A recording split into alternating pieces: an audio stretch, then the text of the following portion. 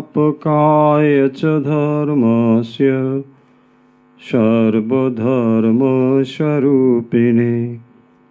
अवतारवरिष्ठाय रामकृष्णाय ते नमः। जननीं शारदां देवीं रामकृष्णं जगद्गुरुं पादपद्मे तयो श्रित्वा प्रणमामि मुहुर्मुहुः। नमः श्रीयतिराजाय विवेकानन्दशूरये सच्चित्सुखस्वरूपाय स्वामिने तापहारिणे। ঠাকুর মা স্বামীজি চরণে সভক্তি প্রণাম নিবেদন করি। আন্তরিকভাবে শুভেচ্ছা ও শ্রদ্ধা জ্ঞাপন করছি যারা এই মুহূর্তে আমাদের সঙ্গে যুক্ত রয়েছেন। আশা করি আপনারা ধীরে ধীরে যুক্ত হতে পারছেন। ঠাকুর মা স্বামীজির ভক্ত ও অনুরাগীবৃন্দ, আজকের অনুধ্যান এবং অভ্যাসে সবাইকে স্বাগত জানাচ্ছি। বিশেষ করে আজ যারা প্রথম আমাদের সঙ্গে যুক্ত তাদেরকেও স্বাগত জানাই। আজকের অনুধ্যানের বিষয় আপনারা ইতিমধ্যে নিশ্চয়ই জেনেছেন। আজকে আমরা শ্রী শ্রী রামকৃষ্ণ কথামৃত নিয়ে অনুধ্যান করব, অনুচিন্তন করব এবং তারপর অন্যান্য দিনের মতো অভ্যাস, ধ্যান এবং প্রাণায়াম যেমন করে থাকি নিত্যদিন আজকেও তাই করব। আসুন আমরা শ্রী শ্রী রামকৃষ্ণ কথামৃত অনুধ্যান শুরু করি। ওম তব কথামৃতম তপ্ত জীবনম কবিভিরড়িতম কলমশাপহম শ্রবণমঙ্গলম শ্রীমদাততম ভুবি গৃহন্তি ये হরিদা জনঃ। রামকৃষ্ণ কথামৃত আপনারা নিশ্চয়ই পাঠ করেন যারা ঠাকুর মা স্বামীজির ভাবধারার সঙ্গে যুক্ত, কম বেশি এই গ্রন্থটির সঙ্গে তারা পরিচিত আছেন। এই গ্রন্থটিকে ভগবানের মুখনিসৃত যে কথা তা অমৃত বলা হয়েছে। সেই অমৃত আমরা একটু একটু করে এখানে পান করছি। শ্লোকের ভেতরেই বলা হয়েছে, মাস্টারমশাই গোপী গীতার যে লাইন উদ্ধৃতি করেছেন তার ভেতরেই তিনি বলছেন শ্রবণ মঙ্গলম, অর্থাৎ এই যে ভগবানের বাণী বা তার যে কথা কিরকম সেগুলো, এগুলো হচ্ছে অমৃতের মতো। অমৃত মানে যা পান করলে মৃত্যুকে জয় করা যায়। কথামৃত হচ্ছে এরকমই, যার মুখনিসৃত বাণী পান করলে, ভগবানের স্বয়ং মুখনিসৃত যে কথা সেগুলি পান করলে সেই অমৃত মানুষ মৃত্যুর পারে যেতে পারে। তাই একে বলা হয়েছে অমৃত, কথামৃত, কথারূপ অমৃত, কথামৃত। আমরা আজকের যে অংশটি পড়ব সেটি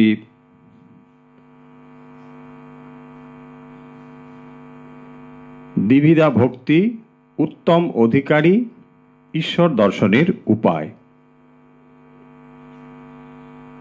কথামৃতের ভেতরে আমরা জানি যে বিভিন্ন প্রসঙ্গ যখন চলেছে সেই প্রসঙ্গগুলোকে মাস্টারমশাই এক জায়গায় সন্নিবিষ্ট করেছেন, সাজিয়েছেন। এখানে আমরা যে অংশটি আজকে লক্ষ্য করছি সেটি ভক্তির কথা আলোচনা হচ্ছে। বলছেন ভক্তি দু প্রকারের, উত্তম অধিকারী কে এবং ঈশ্বর দর্শনের কি উপায়, সেই কথাগুলি এখানে আলোচনা হয়েছে। অনেক সময় আমরা দেখি যে কথামৃতের ভেতরে একই কথা বারবার আলোচিত হয়েছে। এই যে বারবার একই কথা আলোচিত হয়েছে, শাস্ত্রের বলা হয় যে অন্য কোনো বিষয়ে বা অন্য কোনো শাস্ত্রে যখন একই কথা বারবার আলোচিত হয় তাকে আমরা অতিশয় উক্তি বলি, তাকে আমরা পুনরুক্তি দোষ বলি। কিন্তু শাস্ত্রে যখন একই কথা বারবার হয় তাকে দোষ বলা হয় না, বলা হয় যে আমরা যেহেতু এই জগতে মনকে এত নিবিষ্টভাবে জড়িয়ে রেখেছি যে এই মনকে ঈশ্বর পাদপদ্মে দিতে গেলে আচার্যরা আমাদের কাছে একই কথা বারবার উল্লেখ করেন। তাদের পুনঃ পুনঃ উল্লেখের ফলে আমাদের সংসার আসক্ত মনে খানিকটা হলেও যাতে রেখাপাত করতে পারে, তাই তারা এরকম করে বলেন। এখানে কথা প্রসঙ্গ শুরু হচ্ছে শ্রীরামকৃষ্ণের উক্তি দিয়ে। তিনি বলছেন, কিন্তু ভক্তি অমনি করলেই ঈশ্বরকে পাওয়া যায় না। আমরা জানি শ্রীরামকৃষ্ণ অন্যত্র বলছেন, কলিতে নারদীয় ভক্তি। তিনি ভক্তির ওপরে জোর দিয়েছেন। একথার অর্থ এই নয় যে তিনি কর্ম অথবা জ্ঞানের প্রসঙ্গ করছেন না বা কর্ম এবং জ্ঞানকে পথ বলে স্বীকার করেন না, তা কিন্তু নয়। তিনি বলতে চান যে ভক্তি হলো সহজ পথ এবং এ যুগের মানুষের বিশেষত ভক্তিপথ অবলম্বন করলে সহজেই ঈশ্বরের দিকে মন হতে পারে। তারপরে বলছেন, অমনি ভক্তি করলেই ঈশ্বরকে পাওয়া যায় না। প্রথমেই বললেন ভক্তিপথ, তারপরে তিনি বলছেন ভক্তি অমনি করলেই হবে না, তারও কিছু নিশ্চয়ই বিষয় রয়েছে, ব্যাপার রয়েছে, সেইটি তিনি বলছেন। প্রেমাভক্তি না হলে ঈশ্বরকে লাভ হয় না। তাহলে প্রেমাভক্তি কাকে বলে সে বিষয়ে এখানে তিনি বলছেন, প্রেমাভক্তির আরেকটি নাম রাগ ভক্তি। প্রেম অনুরাগ না হলে ভগবান লাভ হয় না। ঈশ্বরের উপর ভালোবাসা না এলে তাকে লাভ করা যায় না। শ্রীরামকৃষ্ণ ভক্তির প্রসঙ্গ করছেন। তিনি বলেছেন কলিতে নারদীয় ভক্তি, অন্য পদ্ধতি এখানে চলে না। কারণ জীব অন্নগত প্রাণ, কারণ মন এই শরীরেই পড়ে রয়েছে। তাই মনকে শরীর থেকে ওপরে তুলতে গেলে এ যুগের মানুষের জন্যে নাম গুণগান, ভগবানের ভক্তি, এগুলোকেই শ্রীরামকৃষ্ণ শ্রেষ্ঠ উপায় বা পথ বলে বলেছেন। তারপরে তিনি বলছেন কেবল ভক্তি করলেই হবে না। কেবল ভক্তি শব্দের ভেতরে রয়েছে এইটি যে যাকে আমরা ভক্তি মানে আমরা বুঝি কতগুলো আসলে বহিরঙ্গ সাধন, সেই সাধনগুলোকেই আমরা ভক্তি বলে সাধারণত মনে করি। শ্রীরামকৃষ্ণ বলতে চান যে এই বৈধি ভক্তি এবং রাগ ভক্তির ভেতরে যে পার্থক্য রয়েছে সেইটি তিনি এখানে স্পষ্ট করে বলছেন। তাহলে দুটো ভক্তির কথা তিনি বললেন। একটিকে বললেন বৈধি ভক্তি, অর্থাৎ বিধিবাদীয় ভক্তি। বিধিবাদীয় ভক্তি মানে বিধি শব্দের কথা অর্থ হচ্ছে নিয়ম, কতগুলো নিয়ম পালনের দ্বারা যে ভক্তি তাকে বলা হয় বৈধি ভক্তি। আর যে ভক্তি আমাদেরকে রাগ অর্থাৎ অনুরাগ, ভগবানের প্রতি পরম যে প্রীতি যা উৎপাদন করে তাকেই বলা হয়েছে রাগ ভক্তি বা প্রেম ভক্তি। এই প্রেম ভক্তি হলেই তখন ভগবানকে পাওয়া যায়। বৈধি ভক্তির দ্বারা ভগবানকে পাওয়া যায় না। আশা করি বোঝা যাচ্ছে দুটো বিভেদ তিনি করছেন।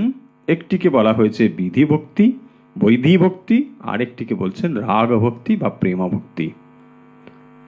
এখানে কিভাবে বলেছেন আমরা একটু পড়ি। আর এক প্রকার ভক্তি রয়েছে, তার নাম বৈধি ভক্তি। এত জপ করতে হবে, উপোস করতে হবে, তীর্থে যেতে হবে, এত উপচারে পুজো করতে হবে, এতগুলি বলিদান দিতে হবে, এসব বৈধি ভক্তি। এসব অনেক করতে করতে ক্রমে রাগ ভক্তি আসে। কিন্তু রাগ ভক্তি যতক্ষণ না হবে ততক্ষণ ঈশ্বর লাভ হবে না। তার উপর ভালোবাসা চাই, সংসার বুদ্ধি একেবারে না চলে যাবে, তার উপর 16 আনা মন হবে, তবেই তাকে পাওয়া যাবে। তাহলে যারা আমরা শুরু করতে চাই তাদের জন্যে বৈধি ভক্তি, যেখানে শ্রীরামকৃষ্ণ আরও বিস্তারিতভাবে এখানে বলছেন যে এত জপ করতে হবে, এত উপোস করতে হবে, এই তীর্থ দর্শন করতে হবে, গঙ্গা স্নান করতে হবে। এই যে নিয়মগুলো রয়েছে, এই নিয়মগুলো আমাদেরকে যদি ওই পরম প্রাপ্তির পথে পৌঁছে না দেয় তাহলে এগুলোর কি অর্থ? না, এগুলো বিধি, অর্থাৎ ওই রাগ ভক্তি অবলম্বনের একটি সোপান। কিন্তু রাগ ভক্তি না অবলম্বন করলে, অর্থাৎ রাগ ভক্তি না হলে কখনোই তাকে পাওয়া যায় না। শ্রীরামকৃষ্ণই কথা বলছেন। তার মানে আমাদের লক্ষ্য হবে রাগ ভক্তির দিকেই। এত জপ করলাম, এত তীর্থ দর্শন করলাম, এত গীতা পাঠ করলাম, এত বেদান্ত বিচার করলাম, এর দ্বারা যদি অন্তরে রাগ তৈরি না হয়, ঈশ্বরের প্রতি প্রেম যদি তৈরি না হয়, তাহলে এগুলোর কোনো মূল্য নেই। এখন আমাদের কি করণীয়? শ্রীরামকৃষ্ণ সেই জন্য বলছেন রাগ ভক্তি কি এমনি এমনি হয়ে যায়? এমনি এমনি হয়ে যায় না। কারণ সতত আমাদের মন বহির্মুখী, বিষয়ের দিকেই মন ধাবিত হয় বেশি করে, তাই ঈশ্বরের দিকে মন হয় না। কি করে ঈশ্বরের দিকে মন হয়, শ্রীরামকৃষ্ণ সেই প্রসঙ্গটি এখানে করছেন। ভক্তির পথ কেন সহজ? না, অন্য পথ দিয়ে গেলে সেখানে বিচারের পথ রয়েছে, সেখানে আমাদেরকে অনেক কিছু ত্যাগ করতে হয়। কিরকম? জ্ঞানের পথ দিয়ে যখন আমরা এগোচ্ছি তখন আমাকে বিচার করতে হয়, এটি নয়, এটি নয়, এটি নয়, এটি নয় বলে যখন বিচার করতে হয় তখন আমাদের কাছে খুব কঠিন হয়ে দাঁড়ায়। যারা আমরা সংসারে রয়েছি, দায় দায়িত্ব কর্তব্য সম্পর্ক ভেতর দিয়ে আমরা চলছি, তখন আমাদের কাছে মনে হয় যে এগুলো আমাদের কাছে বড় কঠিন একটি পথ হয়ে যায়। মন থেকে এগুলোকে সরিয়ে দিয়ে আমরা যদি একটি ভগবানের সাধনার পথ বেছে নিই তখন সেটি খুব কঠিন হয়, তাতে আমরা এগোতে পারি না। মানুষ তাতে কি হয়, অনেক মানুষ হয়তো এই পথের জন্য উপযুক্ত হতে পারে, কিন্তু সবাই হতে পারবেন না। সবাই না হতে পারলে ভগবান যে কারণের জন্য অবতার হয়ে এসেছেন তার যে সেটি ব্যর্থ হয়ে যায়। কারণ ভগবান মুষ্টিমেয় কতগুলো মানুষের জন্য আসেন না, তিনি সার্বিকভাবে সবাইকে পথ দেখাতে চান। সেই কারণের জন্যে ভক্তি, অর্থাৎ বিধিবৎ ভক্তির দ্বারাই এটি শুরু করতে হয়। সেই বিধি কীরকম? এই বিধির দ্বারা আমরা রাগ বা পরাভক্তি লাভ করবার জন্যে চেষ্টা করছি। তার জন্যে আমরা, গুরু কি বললেন, সকালে একটু সন্ধে একটু জপ করো। এই সকাল এবং সন্ধে জপ করার দ্বারা আমাদের আসলে কি হয়? আমি সকাল সন্ধে জপ করেই কি ভগবান লাভ করে পারবো? তখনই সেটি সম্ভব হবে যখন রাগ ভক্তি তৈরি হয়। সেই কারণের জন্যে যে মন বিষয়াসক্ত হয়ে রয়েছে, যে মন বহির্মুখী হয়ে রয়েছে, সেই বহির্মুখী মনকে অন্তর্মুখী করার জন্যে খানিকটা নীতির নিগড়ে বাঁধার জন্যে মনকে আমরা বিষয় থেকে সরিয়ে নিয়ে আসি। সেই বিষয় থেকে মনকে সরিয়ে নিয়ে আসার জন্যে তাকে আমার কতগুলো নিয়ম দিয়ে বেঁধে ফেলা হলো। কি? সেই সকালে একটু জপ করো, সন্ধ্যে একটু জপ করো, একটু তীর্থ দর্শন করো, একটু শাস্ত্র পাঠ করো, একটু বিচার করো। এই করতে করতে আসলে কি হচ্ছে, যে মন কিছুতেই ঈশ্বরের দিকে যেত না, যে মন সব সময় বিষয়ের দিকেই থাকতো, সেই মনের উপরে আমরা একটা বাঁধন দেওয়ার চেষ্টা করছি। সেই বাঁধন কিভাবে দিচ্ছি? যে মন তুমি চারিদিকে না ছুটে বেরিয়ে বসে বসে এইটুকু করতে থাকো। এইটুকু করতে করতে কি হলো, ধীরে ধীরে আমরা বুঝবো যে ঈশ্বরের প্রতি মন যাচ্ছে এবং আমরা আরো বেশি করে নিমজ্জিত হচ্ছি, আরো বেশি করে ডুবে যাচ্ছি। এইটি করতে করতে ধীরে ধীরে রাগ তৈরি হয়। তাহলে বিধির দ্বারা আসলে কি হয়? অনুরাগ বা প্রেম তৈরি হয়। যে মন বহির্মুখী হয়ে রয়েছে সেই মনকে অন্তর্মুখী করার জন্য আমরা কি করছি? আসক্তি তৈরি করার জন্য আমরা করছি। আমরা বিষয়ে আসক্ত হয়ে রয়েছি। কি করে বিষয়ে আসক্ত হলাম? বিষয়ে আসক্ত একদিনে হয়নি নিশ্চয়ই। দেখুন, আজ সকলেরই আমাদের কম বেশি বিষয় ভালো লাগে। বাইরের জিনিসে সব মন ইন্দ্রিয় বহির্মুখী হয়ে রয়েছে। কেন ভালো লাগে? এগুলোকে মন দিয়েছি বলে। এই বিষয়গুলোতে মন দিয়েছি, জন্ম জন্ম ধরে এই বিষয়গুলোকে মন দিয়েছি, ফলে এগুলো ভালো লেগেছে। যখন আজকে আমরা মনকে বিষয় থেকে ঈশ্বরের দিকে দিতে চাই, তখন কি করব? সেই মনই তো হাতিয়ার, একমাত্র মনই হাতিয়ার। মন দ্বারাই তো আমাদের মনকে জয় করতে হবে। এছাড়া দ্বিতীয় কোনো পথ রয়েছে? আর দ্বিতীয় কোনো পথ নেই। তাহলে মনের দ্বারাই যখন মনকে নিয়ন্ত্রিত করতে হয়, মনের কাছে কি করতে হবে? কতগুলো ভালো জিনিস দিতে হবে। সেই কারণের জন্যে মনকে বলা হলো, মন তুমি এখানে ওখানে না ছুটে বেরিয়ে সকালে একটু বসো, সন্ধ্যে একটু বসো। দেখবেন গুরু ঠিক এই উপদেশই দান করলেন যে সকালে একটু ডাকো, সন্ধ্যে একটু ডাকো। কিন্তু তিনি পাশাপাশি এটিও বললেন, তুমি ধীরে ধীরে আস্তে আস্তে এটাকে বাড়াতে থাকো। এই করতে করতে যখন নামের রস বা আনন্দ সাধক অনুভব করে, তখন সে তার দ্বারাই আরো গভীরে যাওয়ার চেষ্টা করে এবং তখন কি হয়? রাগ তৈরি হয়। সেই রাগটিকে বলা হয়েছে প্রেম ভক্তি।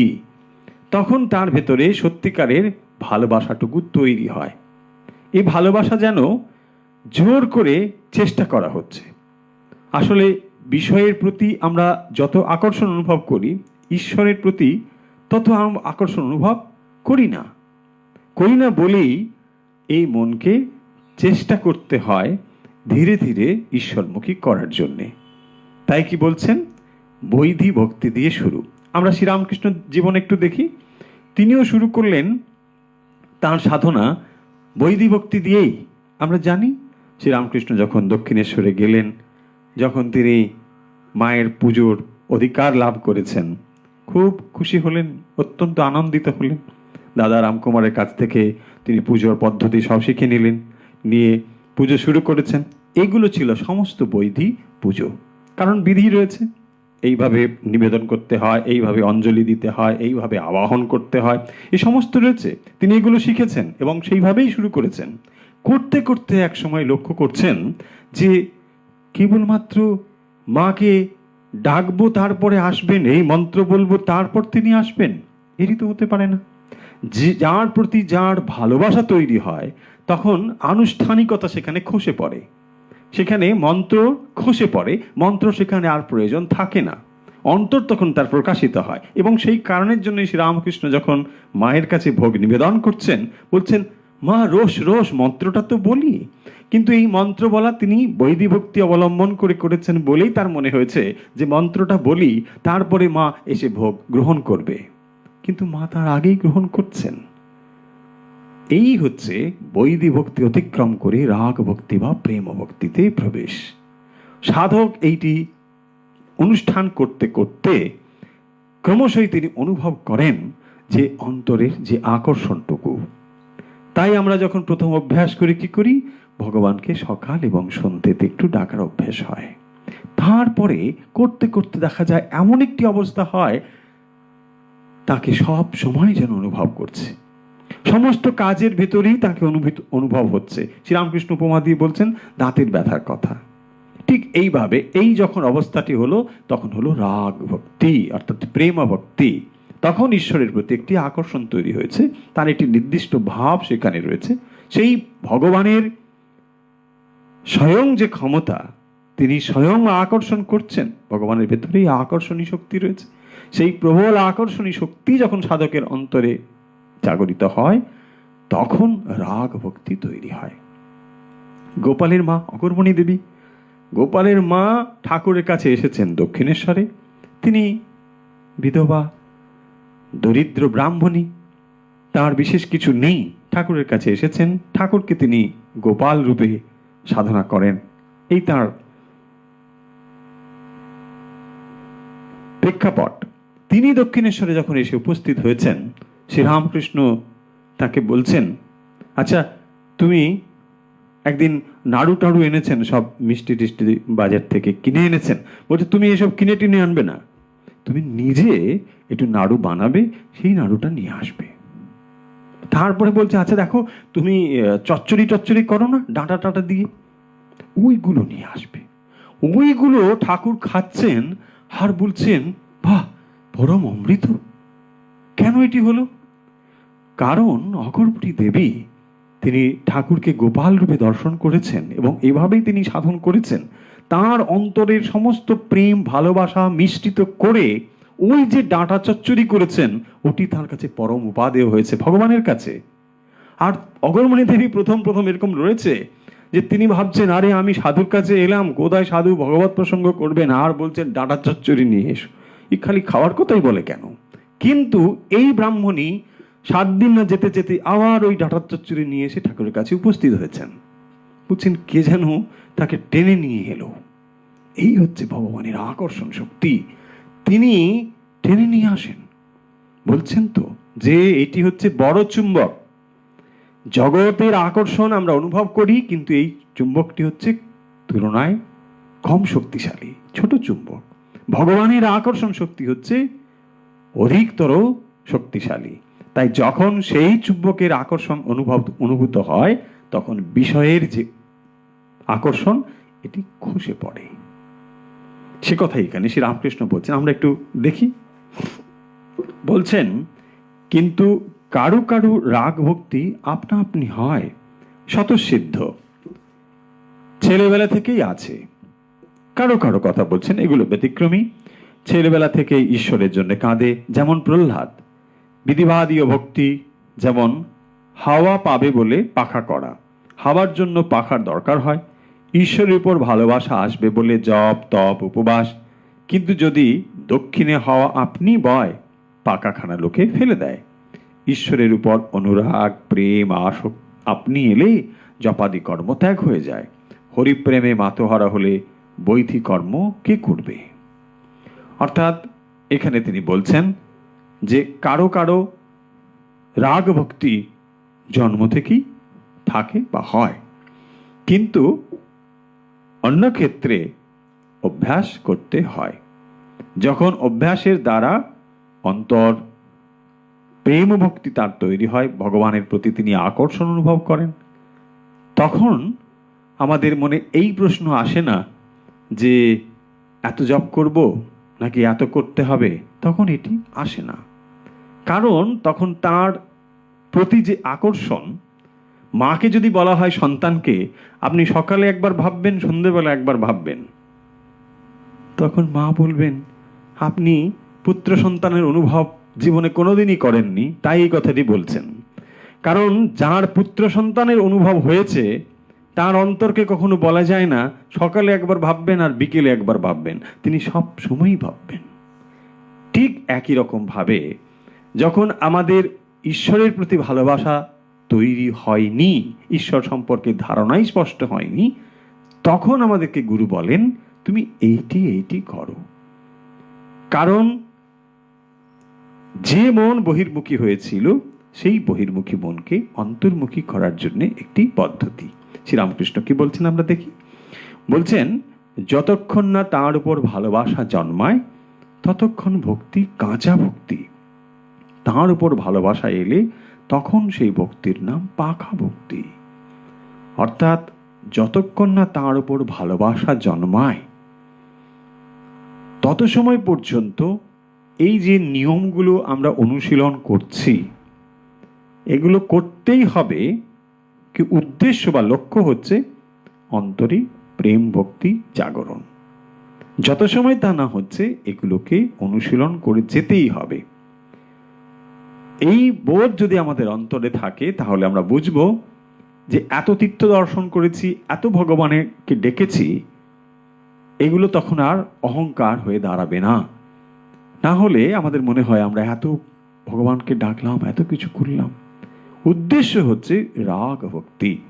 অর্থাৎ এই সমস্ত কিছুর ভেতর দিয়ে অন্তর যদি ঈশ্বরমুখী না হয়, তাহলে এগুলো কেবলমাত্র বাইরের জিনিস হলো। মনে হতে পারে যে আচ্ছা, এই কথাগুলোর এমন কি গুরুত্ব আছে যে কথাগুলো এত বারবার বলা রয়েছে?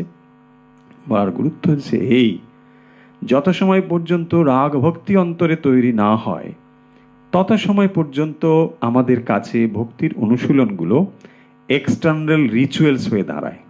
এবং এই এক্সটার্নাল রিচুয়ালসগুলো আমাদেরকে ধার্মিক করে, আধ্যাত্মিক করে না। দুটো তফাৎ নিশ্চয়ই আমরা বুঝি।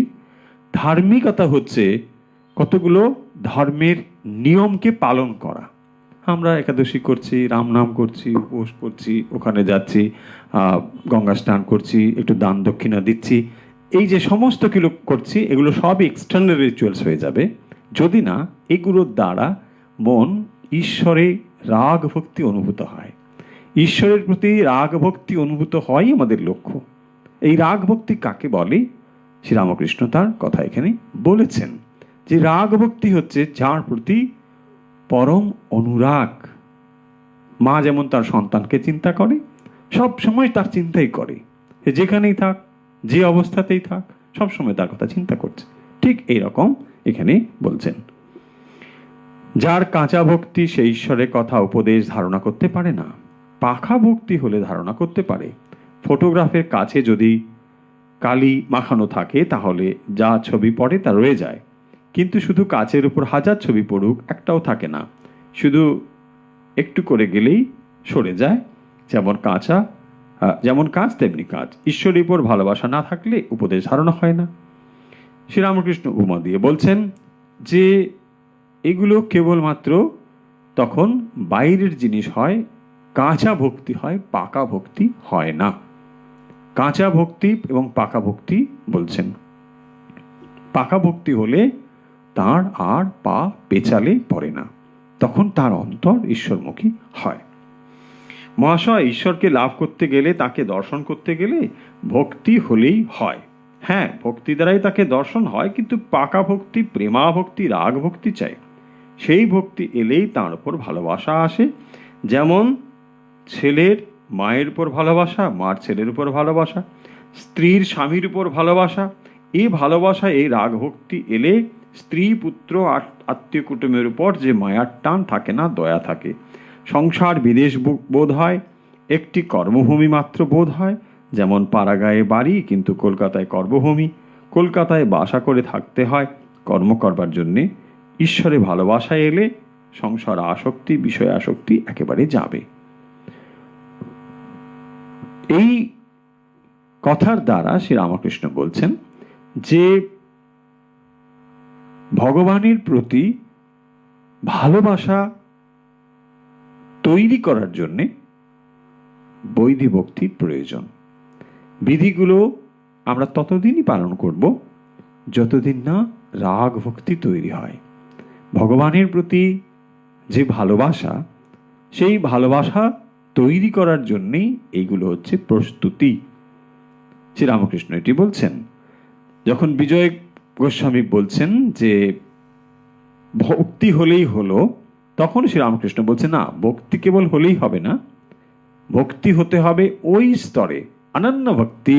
আমরা দেখেছি ভগবদ্গীতা বলছেন অনন্যশ্চিন্তেন যোমাং, বলছেন না, যাকে অনন্যশ্চিত্ত হতে হবে। যখন আমরা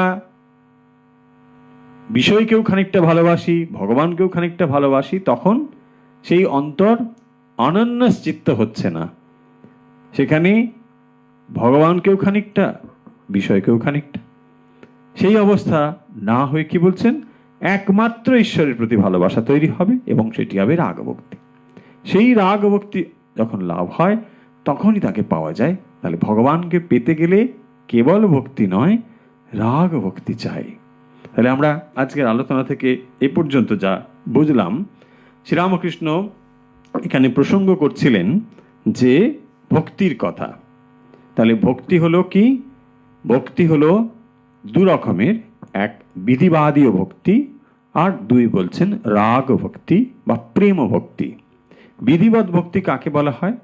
বিধিবৎ ভক্তি হচ্ছে বা বৈধি ভক্তি হচ্ছে কতগুলো নিয়ম পালন করার ভক্তি। অর্থাৎ এত জপ করতে হবে, এত তীর্থ দর্শন করতে হবে, এত উপবাস করতে হবে, এই সমস্তগুলোকে বলা হয় বিধিবাদীয় ভক্তি বা বৈধি ভক্তি। এই বৈধি ভক্তির লক্ষ্য কি না, বৈধি ভক্তির দ্বারা রাগ ভক্তি বা প্রেম ভক্তি লাভ করাই আমাদের উদ্দেশ্য। রাগ ভক্তি কাকে বলা হয়, তার উপমাস্থল কি, এটাও শ্রীরামকৃষ্ণ বলছেন। রাগ ভক্তির উপমাস্থল হচ্ছে না যখন মা তার সন্তানকে ভালোবাসে এবং মা তার সন্তানের কথা চিন্তা করে, এটি কোনো নিয়মের দ্বারা হয় না। তিনি ইচ্ছে করলেই মন সবসময় ভগবান পুত্রের প্রতি দিয়ে রাখতে পারেন, বা উল্টো দিক থেকে সন্তান তার মায়ের কথা মনে করে। এই যে ভাবনা, এটিকে যেমন কোনো বিধির দ্বারা বাধা যায় না, নিয়মের দ্বারা বাধা যায় না, ঠিক একই রকম ভাবে বলছেন যে ভগবানের প্রতি আমাদের যে আকর্ষণ বা আমাদের যে ভালোবাসা, এটি স্বাভাবিকভাবেই আমরা অনুভব করি না বলেই আমাদেরকে এই বিধির অবলম্বন করতে হয়। বিধি অবলম্বন করতে করতে আমরা একসময় এটি অন্তরে অনুভব করব। কারণ এই যে বাইরের বিষয়গুলো এত প্রিয় হয়েছে, কেন এটি প্রিয় হয়েছে? কারণ আমরা মন দিয়েছি বলে। এইটি হচ্ছে সোজা হিসেব, যে আমরা যেখানে মন দিয়েছি তাই প্রিয় হয়েছে। আর এখন কি করতে হবে? যাকে প্রিয় করতে চাই তাকেই সেখানেই মন দিতে হবে। এই হচ্ছে সোজা কথা। সাধনা আমাদের কি করে? যে বস্তুতে মন দিয়েছি তাকেই আমরা প্রিয় করেছি। এখন যদি যাকে প্রিয় করতে চাই, মন সেখানেই দিতে হবে। তাহলে মন যেখানেই আমরা দিই সেটি প্রিয় হয়ে যায়। এটি হচ্ছে সোজা হিসেব। মন আমরা যেখানে দেবো, আসলে সাধনা কোত্থেকে করি? সাধনা মন দ্বারাই করি। মন দ্বারাই তো সাধনা করতে হয়। মনা এবং মনুষ্যানাম কারণম বন্ধ মোক্ষয়োঃ। শাস্ত্র বলছেন যে মনই হচ্ছে আমাদের আসল শত্রু এবং আসল মিত্র। মনের দ্বারাই আমরা বদ্ধ এবং মুক্ত অনুভব করি। বদ্ধ এবং মুক্ত অনুভব আমাদের অন্য কোথাও নেই, কোথাও দড়ি দিয়ে বাঁধা নেই। আসলে এটি রয়েছে আমাদের মনে। আমরা ভাবছি, আমরা চিন্তা করছি, আমি বদ্ধ হয়ে আছি, আমি ক্ষুদ্র, আমি পারি না, আমি সমস্ত কিছু থেকে সীমিত হয়ে রয়েছি। এই যে সীমিত বোধ, এটি হচ্ছে আমার আমিত্ব দ্বারা, অজ্ঞান দ্বারা নিজেকে সীমিত করা। এই সীমিত ভাব কোথাও প্রাচীর দিয়ে ঘেরা নেই। আমাকেই এই শৃঙ্খলটুকু ভেঙে ফেলতে হবে, এবং সেটি ভাঙার জন্যে ভক্ত কি ভাবে দেখেন? ভক্ত বিধি দিয়ে তার যাত্রা শুরু করেন। বিধি দিয়েই বিধির পারে যাওয়া, নিয়ম দিয়েই নিয়মের পারে যাওয়া। আসলে নিয়মের নিকটে বদ্ধ থাকা আমাদের উদ্দেশ্য নয়। উদ্দেশ্য নিয়মের পারে যাওয়া। কি করে যাব? নিয়মের পারে যাওয়ার জন্যই কতগুলো নিয়ম পালন করা। নিয়ম পালন করতে করতেই আমরা নিয়মের পারে চলে যাব। সেই জন্যই বৈধি থেকে রাগ ভক্তির কথা এখানে বললেন। রাগ ভক্তি হচ্ছে এমন একটি স্থল যেখানে অন্তরের পূর্ণ ভালোবাসা থাকে। যখন ভক্ত ভগবানকে ডাকেন, রাগ ভক্তিযুক্ত যে ভক্ত, তিনি বলবেন ভগবানকে ডেকো না, কারণ ভগবান সব সময় কোথায় তাকে ডেকে ব্যস্ত করার দরকার নেই, বরং আমি নিজেই কেন একটু চেষ্টা করি। এইটি হচ্ছে রাগ ভক্তের লক্ষণ। যার অন্তরে ভগবানের প্রতি প্রেম ভালোবাসা তৈরি হয়েছে, তিনি ভগবানকে যখন তখন ব্যস্ত করবেন না। এটি গল্প মনে পড়ছে, নারদ এবং শ্রীকৃষ্ণের গল্প। নারদ একদিন, তিনি খুব বিরাট ভক্ত বলে তার অহংকার হয়েছে, তিনি মনে করেন যে তিনি বিরাট ভক্ত। নারদ সত্যি বড় ভক্ত, কিন্তু তিনি নিজে নিজে ভাবছেন যে আমি ভগবানের সব থেকে বড় ভক্ত। তো তিনি বললেন, শ্রীকৃষ্ণ নারদকে বলছে, চলো তোমায় দেখাবো কে বড় ভক্ত, চলো বলে যাচ্ছেন। যেতে যেতে দেখলেন এক ব্রাহ্মণের সঙ্গে দেখা। তিনি এতই ঈশ্বরপ্রেমী যে প্রাণী হত্যা হবে বলে তিনি কেবলমাত্র শুকনো ঘাস সেগুলোকেই খাদ্য হিসেবে গ্রহণ করেন। পাতা শুকিয়ে গিয়েছে, ঘাস শুকিয়ে গিয়েছে, সেইগুলোকেই তিনি খাদ্য হিসেবে গ্রহণ করেন। তিনি ভগবানের একেবারে এমন ভক্ত যে ভগবান কোনো প্রাণী হত্যা তিনি করতে দেবেন না তাঁর শরীর ধারণের জন্যে, এরকম। তো ভগবান যাচ্ছেন রাস্তা দিয়ে, ওই ভক্তকে নারদ দেখিয়ে বল, দেখো এই ভক্তকে দেখো, এ পরম ভক্ত, প্রাণী হত্যা হওয়ার ভয়ে এ শুকনো পাতা এইসব খেয়ে শরীর ধারণ করে। ভালো, কিন্তু দেখা গেল তার কোমরে একটি বিরাট অস্ত্র নিয়ে ঘুরছে। তো বলছে, আচ্ছা তো বোঝা গেল না, যে প্রাণী হত্যা করে না, যার নিজের আহার গ্রহণের জন্যও, তার হাতে এরকম একটি অস্ত্র কেন? কেন সে অস্ত্র নিয়ে ঘুরছে? তখন ওই যে ভক্ত ব্রাহ্মণ, তো সে বলল যে আমি এই অস্ত্রটি নিয়ে ঘুরছি, আমার আমার কারণ আছে। কি কারণ আছে? আমি 3 জন মানুষকে খুঁজছি মারবো। 3 জনকে মারবে তুমি? কেন? না আমি প্রথম মারবো নারদকে। নারদ শুনছে এটা, শ্রীকৃষ্ণ নারদ দুজনে যাচ্ছে, বলছে আমি প্রথম মারবো নারদকে। কেন? নারদের কি দোষ? না নারদ কেন ভগবানকে সবসময় ব্যস্ত করে, সব সময় নারায়ণ নারায়ণ করে, ভগবানকে তিষ্ঠতে দেয় না? কেন করে? ও কি ভালোবাসে ভগবানকে? ভালোবাসে না। ও কেন সবসময় ভগবান ভগবান করে? ভগবান সব সময় ওর জন্য ব্যস্ত হয়ে থাকে, ভক্তের জন্য তাকে তটস্থ হয়ে থাকতে হয়। আমি ওকে মারবো, নারদকে মারবো। তারপরে বলছে আমি অর্জুনকেও মারবো। কেন? না অর্জুন তার এত বড় স্পর্ধা ভগবানকে সারথি করে, ভগবানকে সে ব্যস্ত করেছে, কেন তাকে সে মারবে। তারপরে বলছে আমি দ্রৌপদীকেও মারবো। কেন? ভগবানকে উচ্ছিষ্ট খাইয়েছে।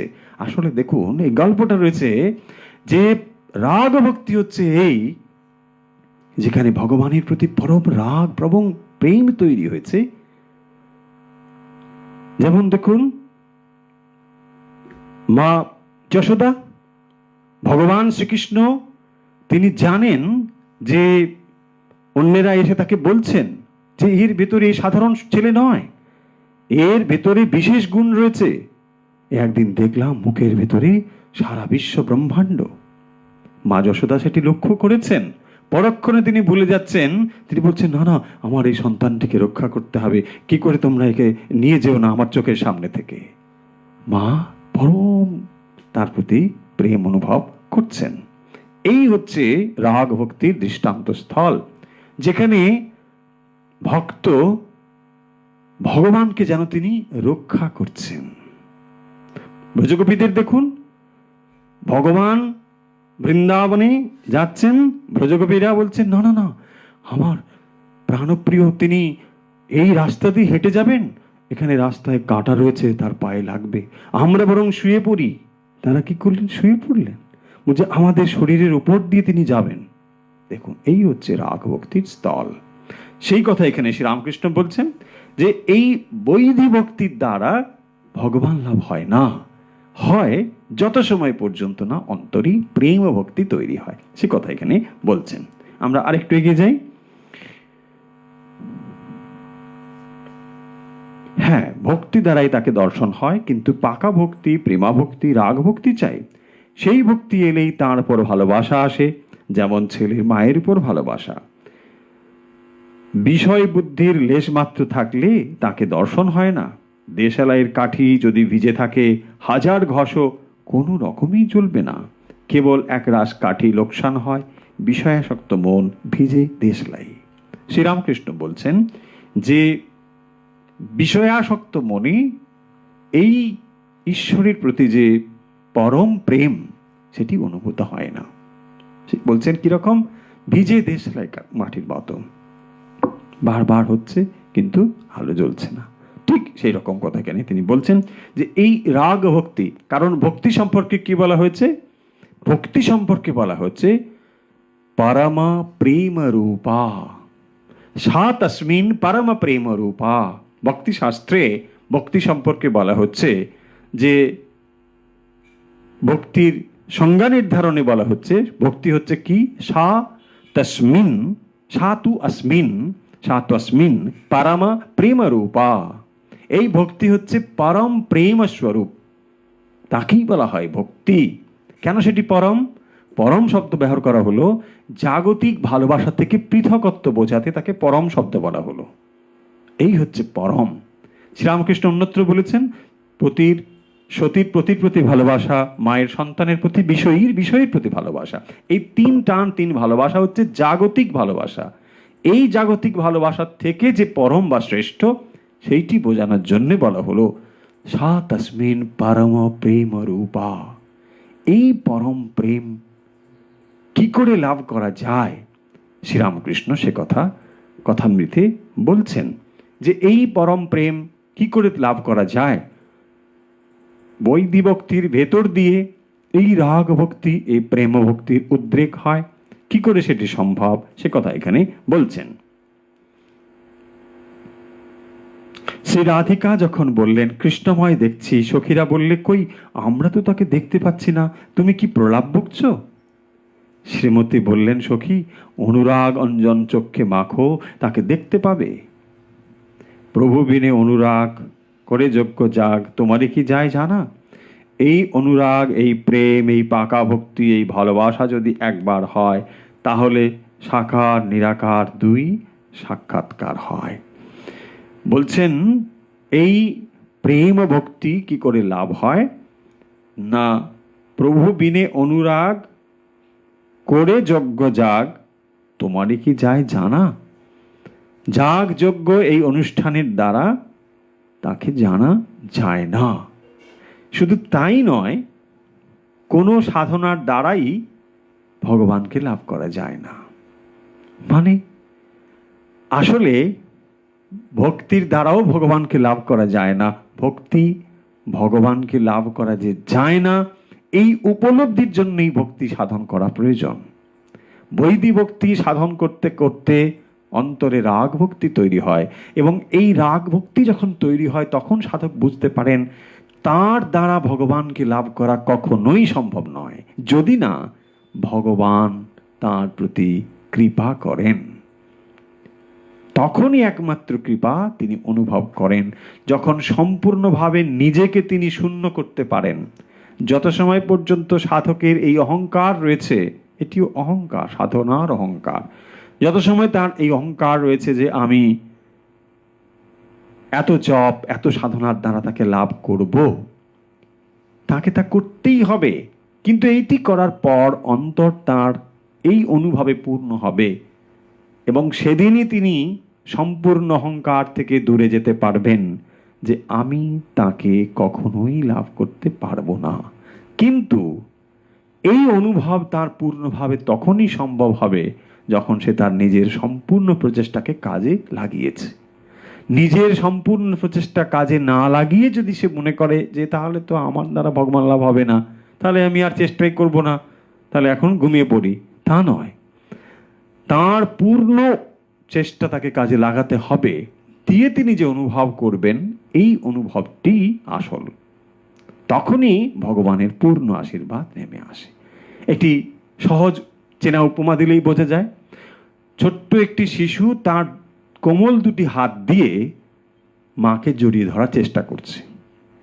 সে কখনোই মাকে তার ওই ছোট্ট দুটো হাত দিয়ে জড়িয়ে ধরতে পারবে না, সম্ভব নয়, কিছুতেই সে পারবে না। কিন্তু তার এই যে প্রচেষ্টা মাকে সম্পূর্ণভাবে ধরবার, এটি ভুল নয়, এটি একেবারে সত্যি। এবং যখন মা এটি অনুভব করেন যে সন্তান তাকেই ধরতে চায়, দেখবেন মা তার কাছে ধরা দেন, মা তার কাছে পূর্ণভাবে স্যারেন্ডার করেন, বুঝে যান মা যে হ্যাঁ সন্তান তো আমাকেই ধরতে চায়, তখনই হয়। ঠিক একই রকম ভাবে এই সাধক তার পূর্ণ চেষ্টাটিকে যখন সম্পূর্ণভাবে প্রয়োগ করতে পারেন, তখন তিনি এইটি অন্তরে অনুভব করেন যে তার সাধন লব্ধ ভগবান নয়। ভগবান যদি সাধন লব্ধ বস্তু হয়ে যেত, তাহলে তো তাকে আমরা সাধনার দ্বারাই লাভ করতে পারতাম। ভগবান কখনো লভ্য বস্তু নয়, তাকে লাভ করা যায় না, তাকে কেবলমাত্র তাঁর কৃপাতেই লাভ করা যায়। কিন্তু লাভ করবার জন্যে চেষ্টা সাধকের থাকতেই হবে। সেই কারণের জন্য শুরু করতে হয় বৈদিক দিয়ে, এবং তারপর ক্রমশ অন্তর রাগ ভক্তি বা প্রেমা ভক্তির কথা আসে। শ্রীরামকৃষ্ণ অন্যত্র বলেছেন জ্ঞান মিশ্র ভক্তির কথা। বলছেন যাকে ভালোবাসবি তাকে যদি একেবারেই কিছু না জানি তাহলে কি করে ভালোবাসা যায়। দেখবেন জ্ঞানবিষ্ঠা ভক্তির কথা শ্রীরামকৃষ্ণ অন্যত্র বলেছেন। এই জ্ঞানবিষ্ঠা ভক্তি কি করে হয় না, ভগবান সম্পর্কে যে খানিকটা ধারণা আমাদের অন্তরে প্রয়োজন। তা না হলে যাকে ভালোবাসতে চাই তার প্রতি যদি খানিকটা হলেও না জানি তার প্রতি ভালোবাসা হয় না। যে সামান্য জ্ঞানটুকু দরকার, বিশেষ জ্ঞান নয়, বিশেষ জ্ঞান মানে তাকে সম্পূর্ণরূপে চেনা, সম্পূর্ণরূপে জানা, এইটি হয়তো সাধক প্রথম স্তরে কিছুতেই জানতে পারবে না। তাই সমস্ত ঐশ্বর্য ছাড়া তাকে সামান্য রূপে যদি জানা যায় তখনই তাকে ভালোবাসতে ইচ্ছে করে। শ্রীরামকৃষ্ণের দিকে তাকিয়ে দেখুন, শ্রীরামকৃষ্ণের জীবনী পাঠ করুন, তখন দেখবেন যে না, মানুষটি বড় সহজ, বড় সরল, তিনি আমার মনের কথা বোঝেন, তাকেই তখন ভালোবাসতে ইচ্ছে হয়।